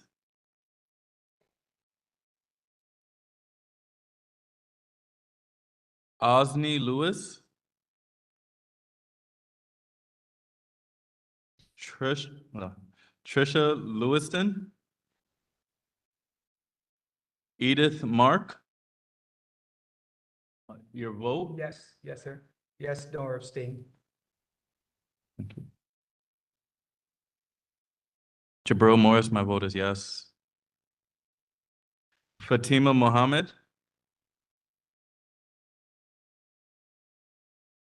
Montserrat Uni. Kadiato. Don't know how to pronounce her last name. Is she here? She's not even here. June Prasad. Deborah Pointer. Carol. I love it. Aaron Roth.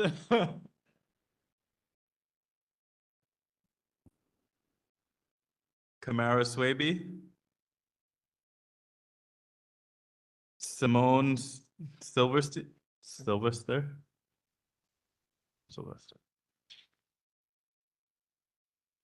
This is a tongue tie. I love it. No. We have Marguerite Vigilante.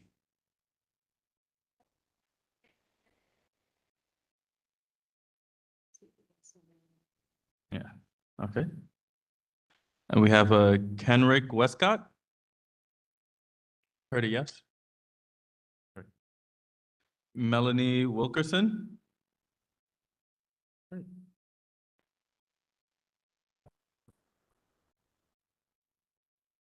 Oh. And Dr. Charles Galbert? Yes. Oh. I did like who's James. Yeah, I was just about to spend back.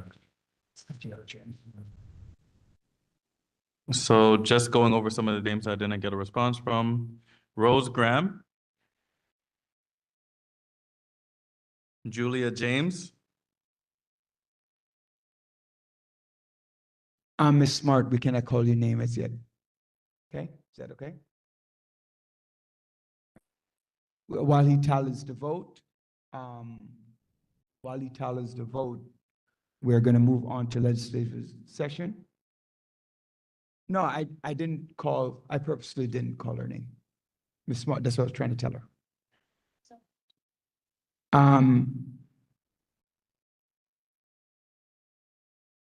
We're up to legislative session.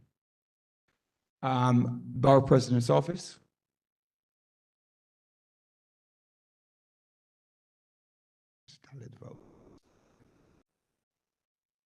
If you did not sign in and you're representing the legislator, please make sure that we are aware. Catherine? Go ahead. Hi, I'm Catherine. I'm the Community Affairs Organizer from the Brooklyn Borough President's Office. Just a little recap for our summer. We had a very busy summer all over Brooklyn.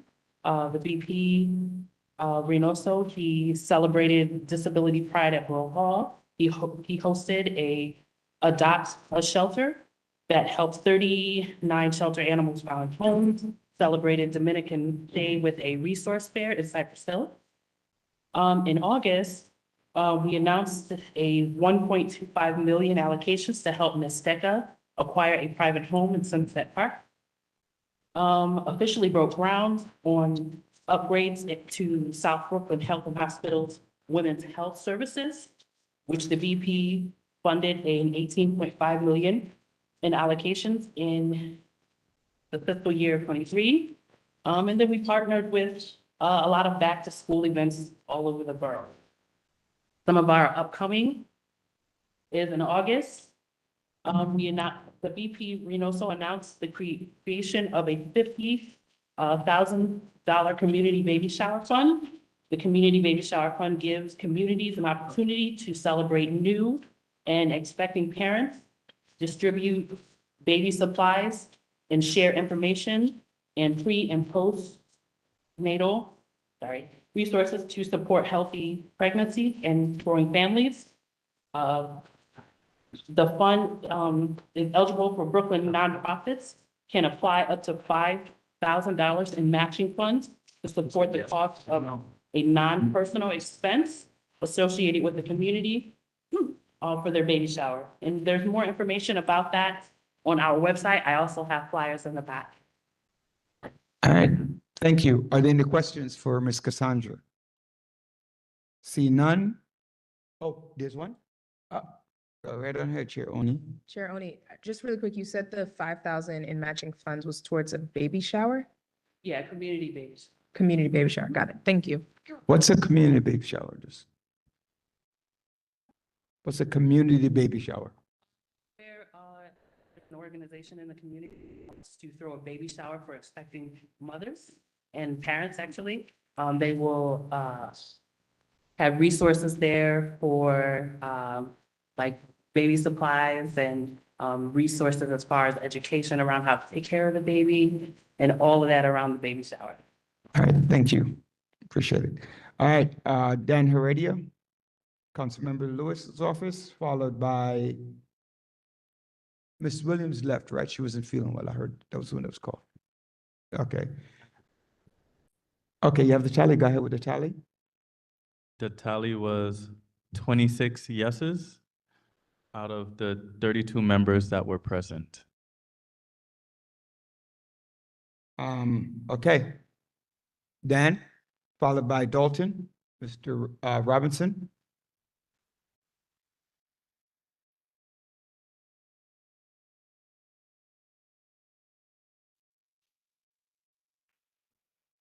Yeah, you're in the time.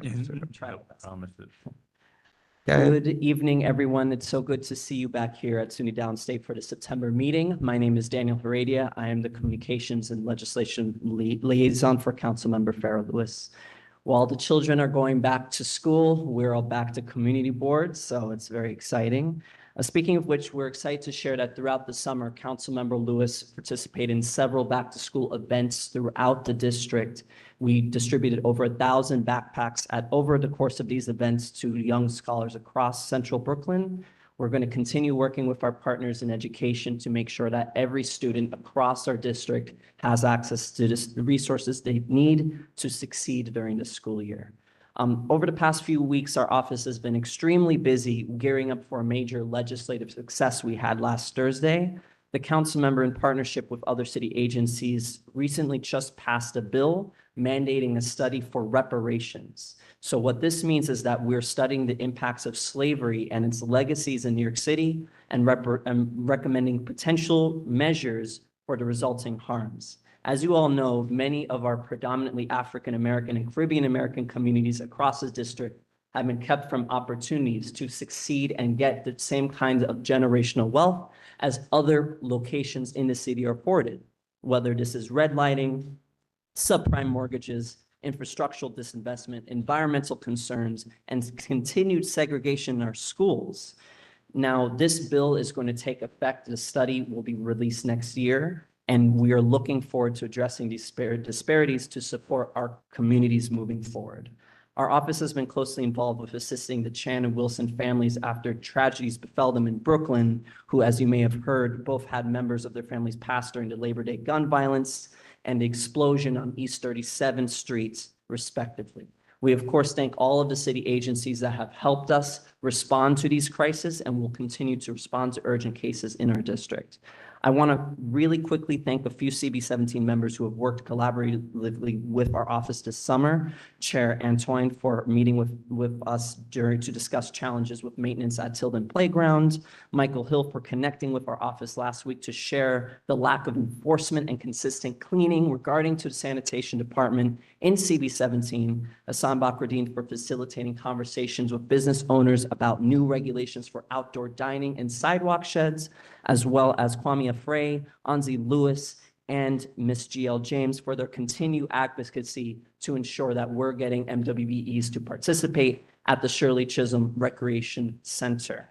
I will reiterate, as per Chair Daley's request, about the MWBE workforce event being led by DDC on the 1st of October. This is taking place at Brooklyn College. There's flyers in the back. But in case if you need help or you want to send a flyer to someone else, you can call our office at any time and we will personally send the flyer and the information to them.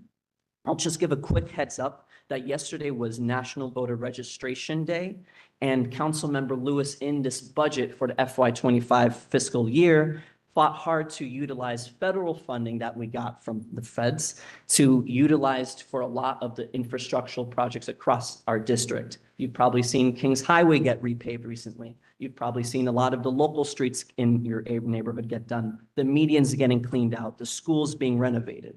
If you want these things to continue, you have to get out and vote because that money comes from the federal government for these things. And if that doesn't go the way we want it to go, we're not getting any streets repaved for the next 4 years. So if you want to check to make sure either where you're able to vote, your poll site, or even if you're registered to vote, if you've moved soon, you can give us a call at 718-629-2900, and we'll check to make sure that you're registered in time for November. So with that, thank you, Chair Daley, for allowing me to speak on my members' behalf, and I wish you all a good night. Thank you. Thank you. You're just 1 minute over. So, Mr. Robinson. You too have 3 minutes. Good evening, good night. Is it night or evening? Good night. Ladies and night. gentlemen, how are you this evening? Let me just take this opportunity to, my member had sworn the board already, but just to welcome you guys back for another selfless volunteerism for the next year. I'm happy to show you that you have something to provide to the community, else you would not have made the time to come and sit down. So we really appreciate the time that you take to come and want to work for the better interest of your community. Again, my name is Dalton Robinson, the District Office Manager for Assembly Member Monique Chandler Waterman. And just a very few updates from the office. Our office continued to have our civic engagement and outreach in the community. We have actually organized a few events over the summer, mostly to do with our security, wellness, fitness, and also issues that our members have. We continue to host our Housing Thursdays at our office from 11 to 2. If there's anyone, most of the tenants that has problems with the landlord and need to know how to negotiate or know your rights, you can come to our office anytime between 11 and 2 on a Thursday to get some information from an expert. This coming Saturday, our member has a Vital Voice meeting the third Saturday of every month. And this coming Saturday would be one such of those meetings, but will be held outdoors on Montgomery Street between Utica and East New York. Daniel's Day celebration. If anybody knows about that, Daniel Prude, this young man who was actually died at the hands of the police because he was suffering a mental breakdown and they didn't know how to handle him. So, he died as a result of that, the interaction. So we just want to ensure that we are spreading enough information that no other person should die at the hands of police because of a mental breakdown. And this Saturday will be Daniel's Day, that we'll have many people who can speak on the topics, or inviting each and every one of you to come. It's 2 to 7. 2 p.m. to 7 p.m. Saturday on Montgomery between Utica and East New York. And that location was chosen because, again, another member of our community, Saeed Bassel, was killed in the same way. And a call went out for help. When the police came, the only thing that they could have done was to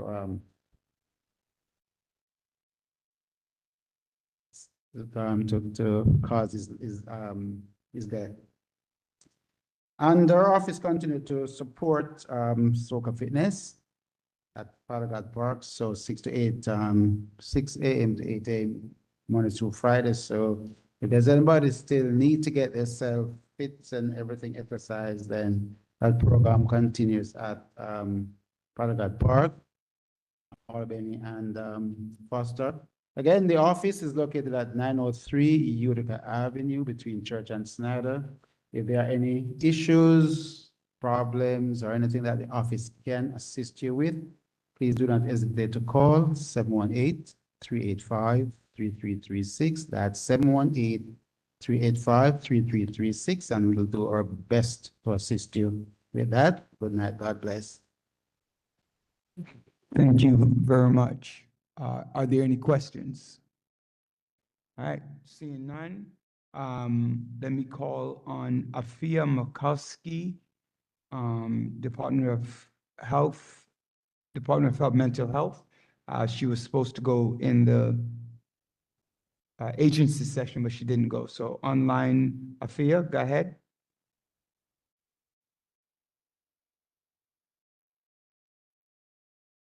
Okay. Is she unmuting her mic? No? She's not online anymore. All right. The next item on the agenda is special reports, board members. We have 3 minutes. Going once. Dr. Galbraith?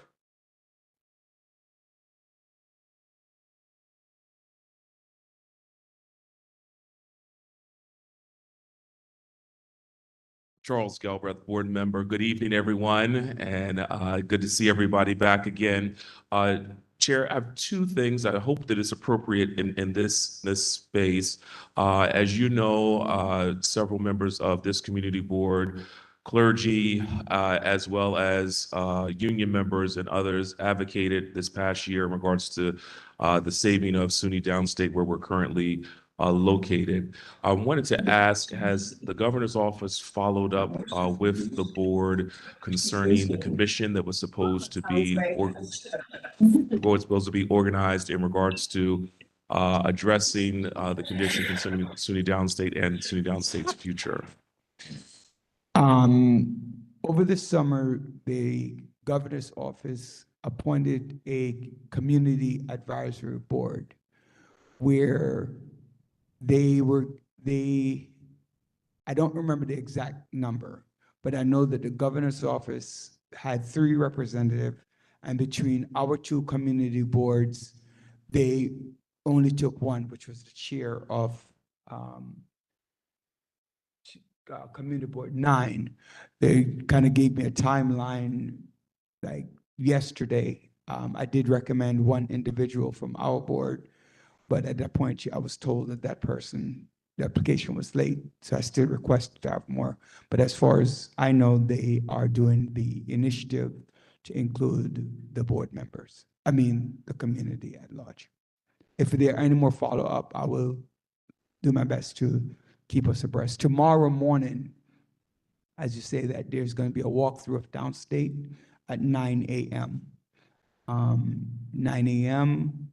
at SUNY Downstate, a tour of it at 9 a.m. So if you would like to participate, please do let me know. Appreciate it. Thank you for the update. All right, thank you. Treasurer James. Good evening. As board members, we represent this community. We are the voices of the people in the community. And I just want to bring it to your attention. In June, the last board meeting, the board voted down almost unanimously, not quite, the City of Yes that is being proposed. And I think the board needs to know that our vote did not count, because although the report was prepared, and I thank Chair Afrey for that, a week in advance, whatever happened, whatever transpired, our vote, our letter with our vote was not sent in by the deadline stipulated by the commission to be received. And as a result of this, Community Board 17 was not included in the report given to the commission to recognize the fact that this community voted against the City of Yes. In my opinion, that was unacceptable. However it happened, whoever was responsible, it was a failure to send in our vote to the city, and that was very wrong. Thank you.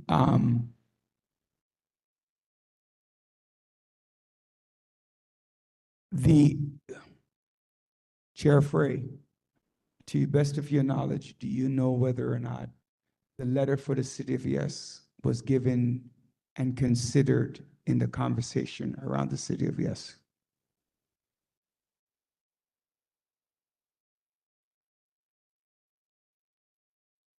No, thank you, but I'm sorry. Portal is not the same accepting there was a hearing, an official deadline.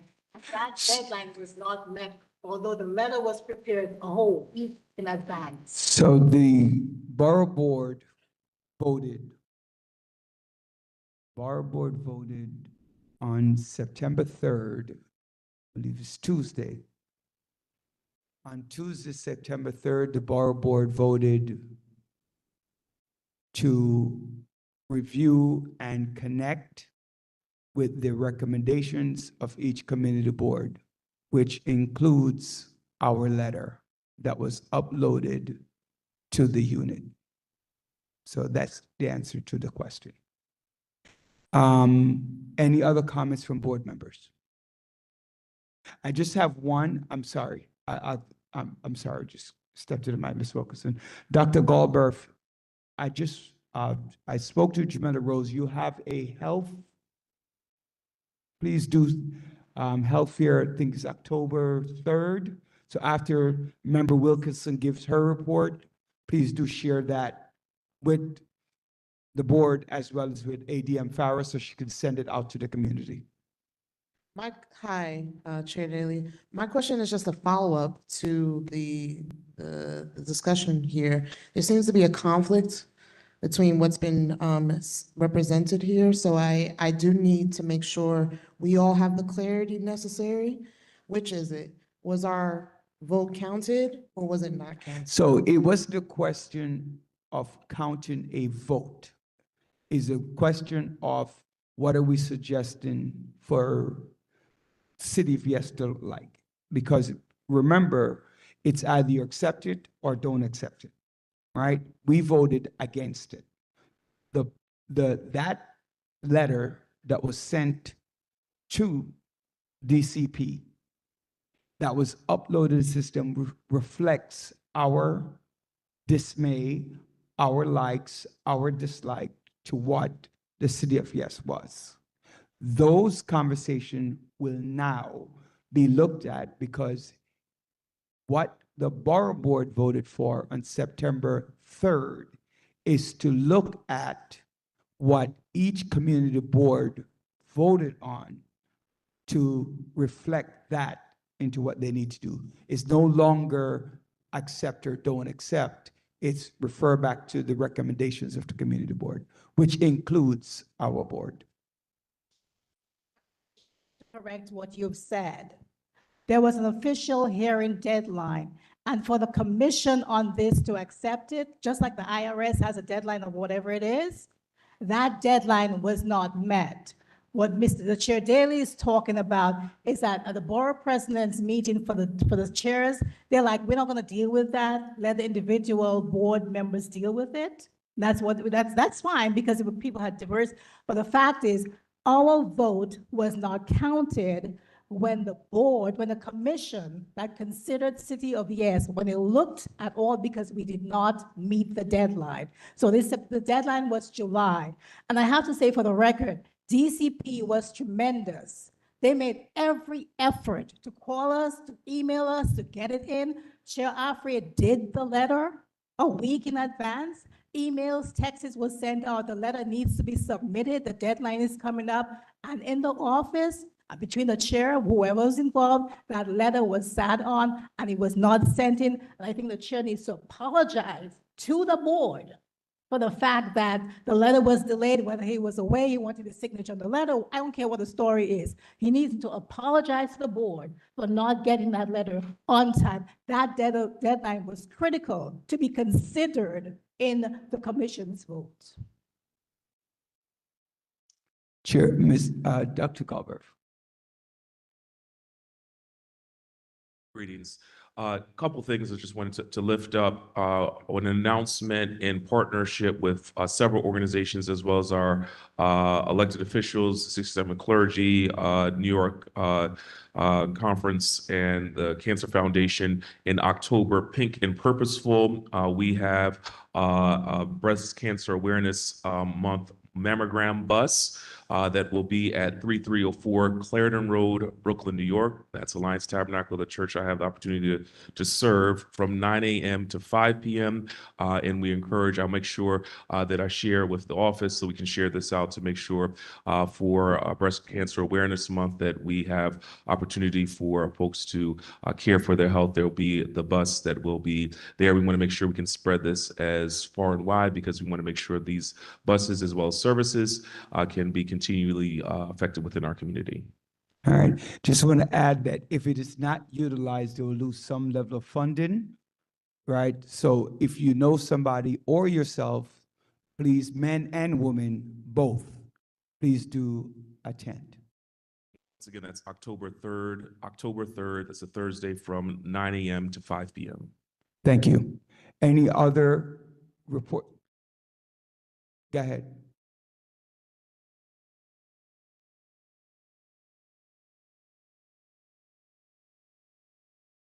So you're saying that the Brooklyn Borough President's The board, Brooklyn Borough Board.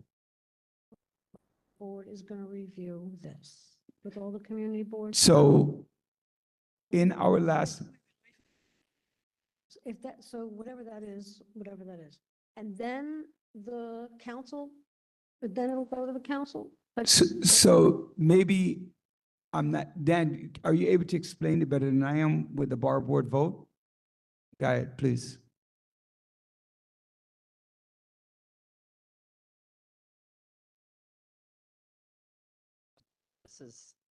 I'm doing this as a courtesy to explain what ULURP works. So basically, City of Yes works like any other ULURP, and that's a uniform land use review procedure. Just like any other rezoning that happens anywhere in any part of the city, it starts at the community board level. They can submit a recommendation.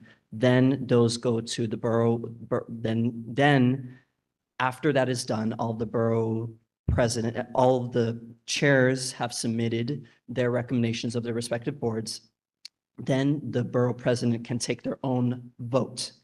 Now, there is a separate entity called the Borough Board, which is comprised of all of the council members, as well as all of the chairmen and chair people of the community boards in a respective borough. Now, at this particular entity, which happens earlier this year, most of the council members abstained because they will have their own separate votes after the City Planning Commission receives all of this information from both the individual community boards, from the borough presidents and the borough boards. They will take a vote. And then finally, the city council will then review the proposal, modify the proposal, and then take a final vote. Cool? So what is the specific confusion on like what? Well, so here's the thing. Just to be clear, remember in a ULURP that the vote that you all take as a community board is advisory only, right? The mayor is going to push it through no matter what you say. In fact, the community boards were a majority out of the 59 community boards in the city, the majority all voted no on this. So I wouldn't go as far as to say, I have no say in whether something was done, something wasn't done with this board. It doesn't matter because most of the Brooklyn already voted no. So now it's up to the council to take the specific feedback, and our member will be meeting individually with our community boards. We have 14, 17, 18 to talk about specific modifications. If there's anything we can salvage, any specific components such as eliminating parking mandates or accessory dwelling units and legalizing basements, because some components a lot of people call our office and are in support of, especially when it comes to legalizing basements, because a lot of people have family members that they want to do. However, there are other components that we're obviously against. So that's a negotiation that will take place after it goes to the City Planning Commission, if that makes sense. Okay. All right. Thank you. Thank you. Old business. Unfinished business.